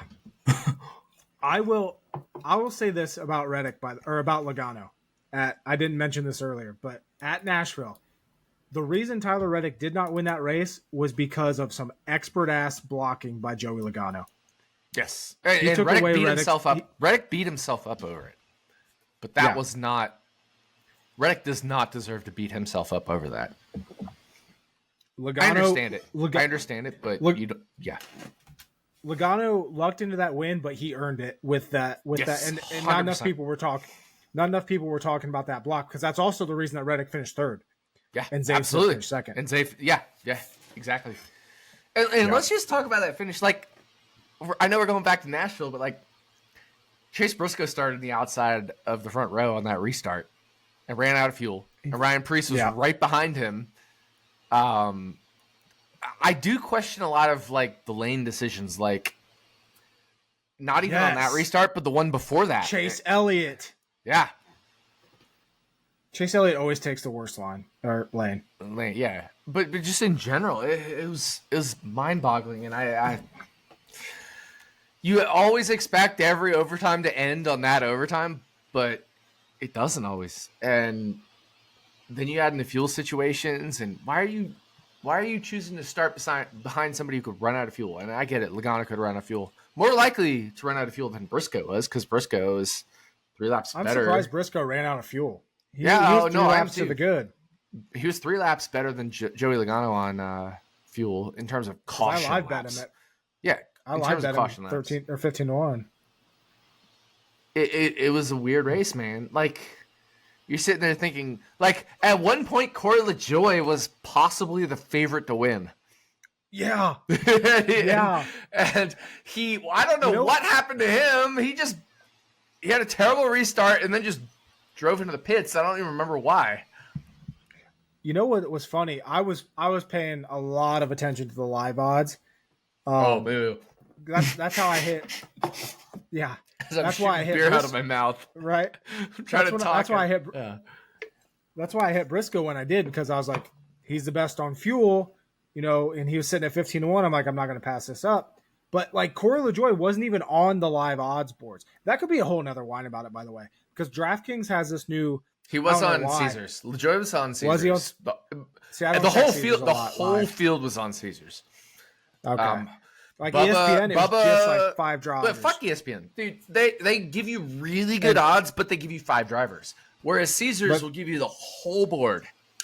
And you can get LaJoie. Only had like 10. You get LaJoie and Hocevar 20 to 1 when they were the only 2 at that point in time that were good on fuel. Because in terms of whatever, Chase Briscoe was a few laps better, but. Like LaJoie and Hocevar at one point were the 2 that everybody should have been smashing. And they were sitting there 20 to 1 each. And I get they're 20 to 1 each. And it was shorter than they probably would be in any other circumstance. But when you're the 2 that are best on fuel, 21's ridiculous. Right. I mean, look at Tyler Reddick at New Hampshire. He was the best on fuel, and he almost won the race because it rained, right? Like, yep. You gotta take those chances. And the only reason I didn't bet LaJoie and Hocevar live 20 to 1 each, because I already had top 10 bets on them at 10 or 20 to 1 each. It was like, I'm good with their top 10s. I'm set. I don't need them to win. But I absolutely, if I didn't have them top 10, I 100% would have bet them each 20 to 1 to win. 100%. Yeah. And to your point, maybe we just live bet this fucking Chicago race. That's exactly what we did for the All-Star race. I know I did. Like, I only bet Larson and Hamlin for the All-Star race, and that was because Hamlin was the best, and Larson potentially could have started on pole if rain came, right? Like, yeah. Other than that, I didn't bet the All-Star race.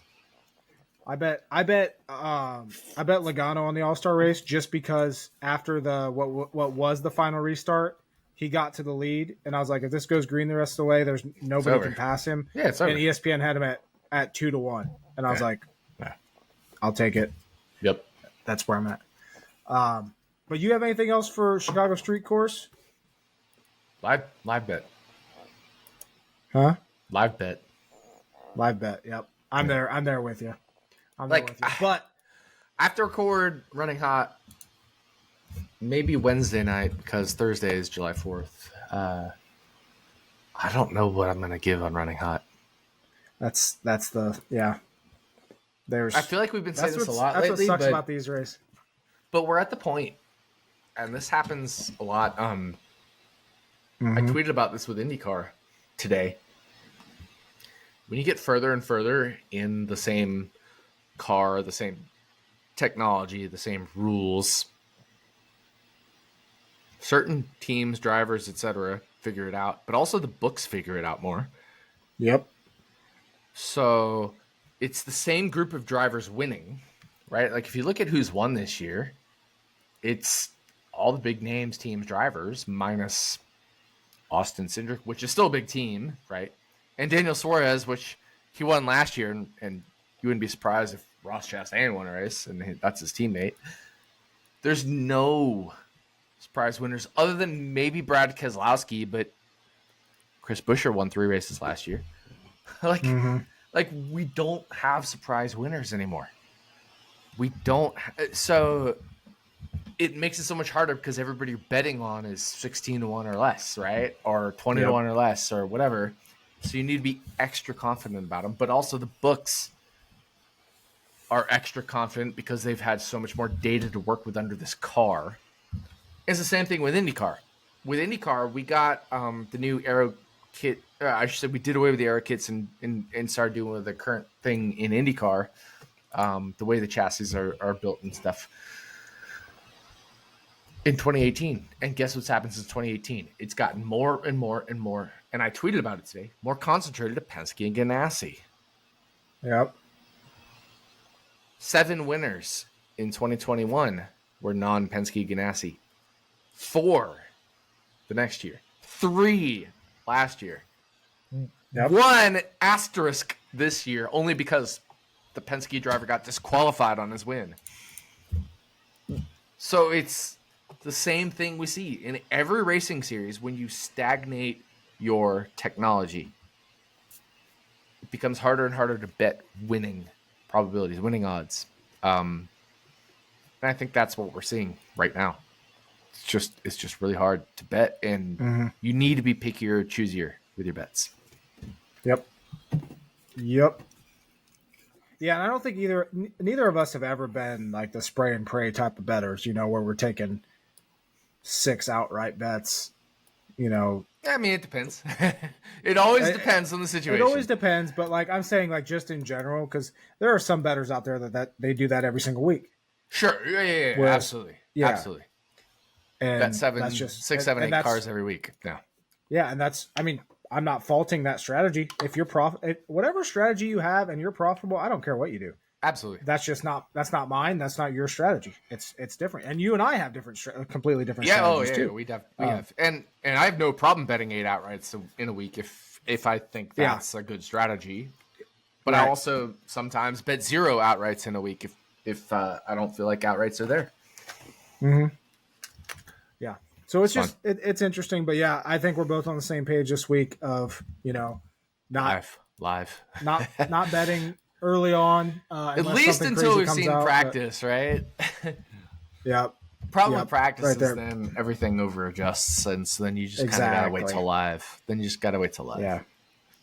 But like I said, I do have Christopher Bell outright plus 748 or something. That's the one I could take. But we are on to our picks to win and 36 for 36, which is getting very interesting, and I think it's going to get interesting this week. Last week you had Hamlin, which should have got you another win. Did not. He finished 12th. I had Truex. He finished 24th. I know I said last week that I was going to take Truex every single week until he won, but I'm not going to do that. I'm not going to take Truex this week at Chicago. But I'm going with the guy I bet. I think it's going to be Christopher Bell this week. I like the speed that 20 car has on road courses. You know, he arguably should have everywhere. And you look at the road courses this year, 9th at Sonoma, he finished 2nd at Coda. He probably honestly could have won Coda if Ty Gibbs didn't hold him up there at the end, and he actually would have got a shot to take a chance at Byron. I'm going Christopher Bell. As much as I hate the guy, I bet on him, and I'm going with him in 36, or not 36, but my pick to win. I might go for him in 36 too, but we'll see. But I am going Christopher Bell here at Chicago to win. Tyler Reddick. Yep. It's the only other option. Not SVG? You don't want to go SVG? I mean, he's in a college car, and they're trophy hunting, and it hasn't gone well. Oh, shit. No, that's funny. I don't feel great about it. Like, I could take Kyle Larson, I could take Chase Elliott, I could take Truex or whatever, but Bell's the best pick, and I agree with you. And I mean, technically I could pick Bell. Like, there's no rule against us both picking the same driver, but I'm going to take Tyler Reddick because it's more fun that way. That's it. Yeah. Reddick would have been my next in pick. In the history of stacking Dennys, we've picked the same driver one time. And I like that because those should be reserved for rare occasions. It was this season too, wasn't it? I'm trying to remember. It was a handful of races. Truex at Charlotte. Yeah. Which is funny because we saw what happened there. Yeah, I was going to say, which is funny because that didn't go so well. We got rained out. Yeah.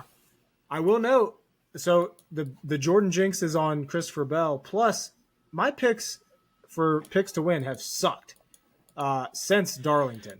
So since Darlington, finishes of mine, 25th, 12th, did have a second at Gateway with Hamlin, 37th, 10th, 9th, 24th. Jesus Christ. I've been sucking ass. Yeah, that's bad. Holy shit. So if you're on Bell this week, just keep in mind that he has a lot of shit going against him. But 36 for 36, this is where it gets interesting. This is a huge week. This is a massive week. Right now, so I got 7 points from Ricky Stenhouse Jr. last week. You got 4 from Ross. 4 Terrible-er! So bad. Here's the funny part. Okay, so I did the whole versus your average week. You lost 9.1 points on Ricky Stenhouse versus his average. Stenhouse. I lost 23.1 versus Ross's average. So I lost 14 points to you. So compared to every driver's average race now, you have jumped ahead of me. 69. You got 69 ahead of average, and I'm 63 and a half ahead of average. You know what's funny though is we're also comparing driver versus driver of when we picked them, and I thought for sure I was like, I used Chastain at Dover. I was like, he laid an egg there. I'm like, Nick's gonna definitely get that advantage there. Oh, and then, the whole Chastain. I'm like way behind on driver versus driver. Yeah, this was a massive week for you. This is a massive week. And the worst part is Chastain probably would have finished top 2, 3. He would have finished second. Yeah, that would have been a big week. Yeah. Fuck. I got robbed. Yeah. Robbed. All right. I agree. What's your 23 for 20 or 23 for 20? 36 for 36 pick. So I think there's a lot of ways you can go here. And I'm curious. You don't have to tell me your strategy since I'm going first. But I don't even know my strategy. Are you going SVG this week? I mean, I think I'm saving Dinger for Roval, but if he's not racing Roval, I need to look that up. Like I'm off the cuff here. I don't know. Yeah, let's look that up quick because I'm also saving Dinger for Roval, and I need to make sure he's racing it. But I could also use him at Watkins Glen. I'm fine with that. All right, so looking up drivers for the 16 car this year, Dinger is racing a Roval. Okay. Okay. Glenn is SVG. Okay. So I am saving you can put these in right now because I'm not changing them. I'm going Chase Elliott at Watkins Glen, and I'm going Dinger at Roval. So that leaves one more. So am I, dude. So am I. Yeah. Yeah. I mean, that was like the most obvious thing of all time. Yeah. So that leaves one road course race here left with Chicago. Okay. Initially, I am stuck between 3 drivers. Like I said, I could talk myself into taking Christopher Bell this week. I could talk myself into taking Tyler Reddick this week. I still have Reddick. Ty Gibbs is sitting there. Michael McDowell's sitting there. And this entire episode,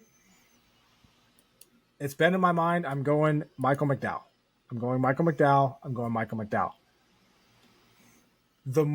Literally in the last 5 minutes, I'm thinking Ty Gibbs is going to be points racing. Does he flip a little bit with McDowell in terms of points for stages to where Ty Gibbs would be a better pick this week? Mm-hmm. So right now I'm a little bit conflicted if I want to go Ty Gibbs or if I want to go Michael McDowell. I think there is more opportunity, though, with Ty Gibbs elsewhere. I'm going Michael McDowell, Chicago Street Course, getting it out of the way. I think that makes a lot of sense, and I like it a lot. And I hate you.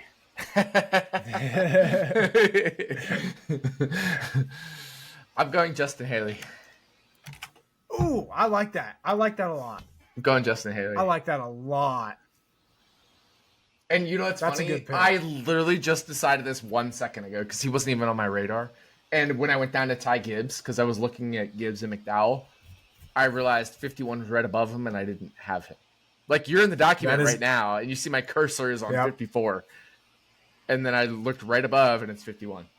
So I'm going Justin Haley. That is a good pick. Fuck it, I'm going Justin Haley. That's it. I don't have analysis. I'm going Justin Haley. That's it. That's my analysis. He finished second here last year. Yeah, that's a Hashtag analysis. Yeah. That is a great pick. I like that a lot. I'm also deleting these pre-conditioned ones. I just thought like in our sheet, I already marked down 9 on Watkins Glen for both of us, and for people listening, 9 for Watkins Glen for both of us, and 16 for Roval for both of us. But I'm gonna give Jordan a chance to forget that. Because I mean that's 100% what I have earmarked. Like there's no two ways around it. That's 100% what I have earmarked. So I'm going Justin Haley as that is interesting. My driver. I like the pick. I really like the pick. The only thing I don't like about the pick is probably not getting stage points, right? Like that's the only drawback. Whereas like at a super speedway, you could see the potential of that. But I just think the potential of stage points here is a lot less. But Michael McDowell could be on the optimal strategy and might not get stage points either. Which could help your win probability, but yeah.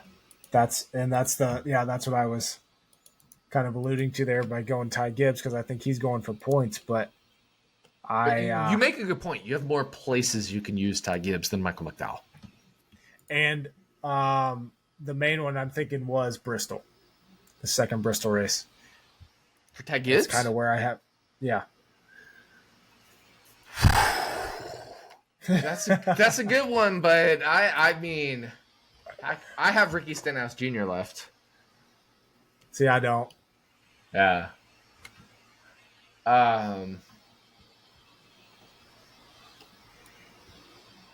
I've Denny Hamlin. Gibbs is also really good at Denny Pocono too. You know what's interesting though? I still have Reddick left now, and I haven't used him at a road course this year. I figured I would, but I use Cindric at Coda and Darlington or Homestead for Cindric or for Reddick. Busher at Sonoma. Yeah. Yep, exactly. Darlington or Homestead. Shit, I might use a Reddick at fucking Bristol. I don't know. Reddick's also been really good at Pocono. 2 second place finishes last 2 years. I kind of have Truex earmarked for Richmond. But the problem is, where do I use Kyle Busch? Do I use Kyle Busch at Bristol? I was thinking you might use him this week at Chicago. I was until you mentioned Ty Gibbs, and I scrolled down and looked. I was actually thinking also about McDowell or Busch. Mm-hmm. As much as I shat on Busch for the situational stuff, I realized when you said Ty Gibbs, I was like, damn, I have fucking Justin Haley here. Where else am I going to use Justin Haley aside from Super Speedway? Or another road course that I already have earmarked for other drivers? Yep. Yeah. I think I just kind of have to use Justin Haley. I think I have to use Justin Haley here. I don't think there's another option for me to use Justin Haley. I think it's a good pick. With the way that team's running right now, and like you said, he almost won this damn thing last year. So, I think that's a good pick. Look, I'm looking. I hope Talladega or Atlanta are the only other options, I think, for Justin Haley that you could feel good about. I hope it's not a good pick, but I think it's a good pick. Exactly. Yeah. All right, you got Haley. I got McDowell. I have a 28-point lead heading into this race. We'll see where that ends up, or if I lose any after. This is so tight, dude. This is so tight. This is the most unpredictable thing. Yep. I love it. You're definitely favored. You're favored to win 36 or 36, but I'd call it if minus 110 is each way, I'd say you're minus 120 versus even. Yep. That's exactly what you just read my mind. I was just about to say that. All it takes is me having a Chastain race that you just had at Nashville. Yeah. Because even though you're ahead in points, I was ahead in versus average by a good chunk. And all of a sudden it all flipped. Well, just look at it. If Chastain, let's say he gets 30 more points than the 4 that you got him last week, Exactly. We are neck and neck then. I'm just putting in 34 points now. Oh, I absolutely destroy you in versus average. Yep. That is such a massive difference. Yeah, that's huge. Oh, wow. This is wild, dude. Well, and the worst part is... And I think the best part... You're saying the worst part, but I think the best part is putting that in and realizing how much that swings things. Oh, yeah. Is so monstrous. Like, a 6-point difference or in versus average or a 28-point difference versus just total or whatever. Like, all of this is nothing. I think this is coming down to Phoenix between us. I think so too. Outside of, one of us having 2 just obliterated races. Even more than 2. I think it might take 3 or 4. Yeah. What I am kind of worried though. We have a lot of the same drivers left, so I guess we don't really. I feel very good about having Justin Haley this week because I can, if I get a 1-point race, I only lose 13 points versus average. But to be fair, you have McDowell, and you can have a 1-point race and only lose 16.5 points versus average. Mm-hmm.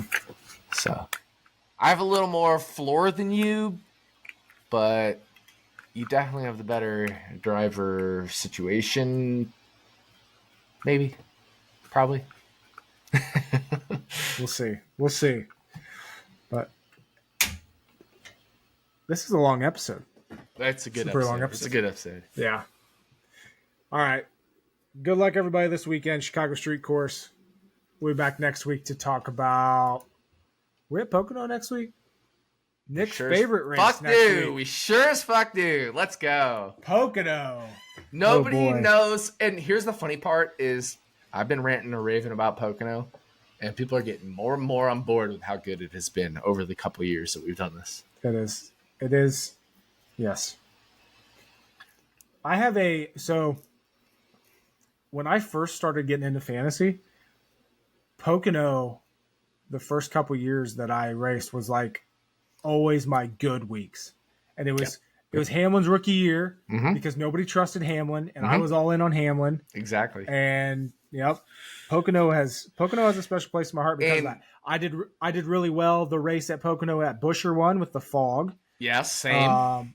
Truex when he got like his first, I don't know if it was his first win in a while, but like Truex dominated a Pocono race like when he went to Furniture Row after he had just been like fucked around for years after years after years. Yeah, so he won Dover. It was it was his first win in forever. It was 2015. He won Pocono, the first of two. And he had just dominated Dover the week before. And 2015, I remember this very clearly because NASCAR DFS started in 2015. And I absolutely obliterated that weekend in DFS. And that was also when people didn't understand place differential, right? Like, right. I won my second week of NASCAR DFS. I won a GPP simply because people didn't understand that if Landon Castle started 38 out of 40 cars and just didn't get destroyed and finished 23rd, he'd be in the optimal lineup, right? And he was rock bottom price. And that was when we only had 5 drivers per lineup. Remember that? Yep. It wasn't 6 drivers per lineup in DraftKings DFS. It was 5. But yeah, Truex winning Pocono, I obliterated that race. That was his first win. Well, he won Sonoma in 2013 with Michael Waltrip Racing, but that was his. Other than that, it was his first win since 2007, and so it was like almost a decade for him. But yeah, Pocono always a soft spot. Casey Kane always really good at Pocono. Other than that time he ended up in the trees, back when they had trees like right on the side of the racetrack. Do you remember that? Like, oh god, before they had the catch fence, they just had like a wall there. You could flip over the wall and just hit the trees. Yeah. They didn't have an inside wall, so like Elliott Sadler just pile drives the inside wall and like has to like hop out of his car and fall on the track. And Steve Park, Dale Jr., like Steve Park flips upside down. Oh my god, Pocono had some of those gnarly wrecks of all time. I'm glad it's so much safer now, but God, I love Pocono. It's such a class. The year where like everybody lost their fucking brakes at Pocono, and everybody, was Bubba Wallace, Jeff Gordon, I think it was Jimmy Johnson, like they all just obliterated their brakes going into turn 1 and could do nothing about it and just had to pray they came out the other side safe. Yeah. Which is insane because Pocono is. And then you have Kyle Larson and Alex Bowman battling each other for the win. And Alex Bowman fucking wins at Pocono because Kyle Larson like pops a tire or whatever it was. Dude, Pocono's is such a good fucking racetrack, and you have all the strategy. Yeah, well, you remember, so one of my biggest DFS wins, I just pulled it up, was Pocono in 2021 when Kyle Busch lost first gear. Yeah, and he needed the rest of the race to go green, and he wouldn't have been able to restart. I remember that. It did, and I was so heavy on Kyle Busch that day. Yep. Yeah, I won like. I ended up profiting $8,800 in DraftKings that day. Yeah. Dude, I remember that too. Like, Pocono's incredible. We need 2 500-mile races a year at Pocono. Just give them to me. Give them to me. Inject it in my veins. That's going to do it for Stacking Dennys. Yep, exactly. We are excited for Pocono next week, and hopefully we get a good race this weekend at Chicago Street Course. Good luck to everybody. Thanks for tuning in, and we will talk to you next week.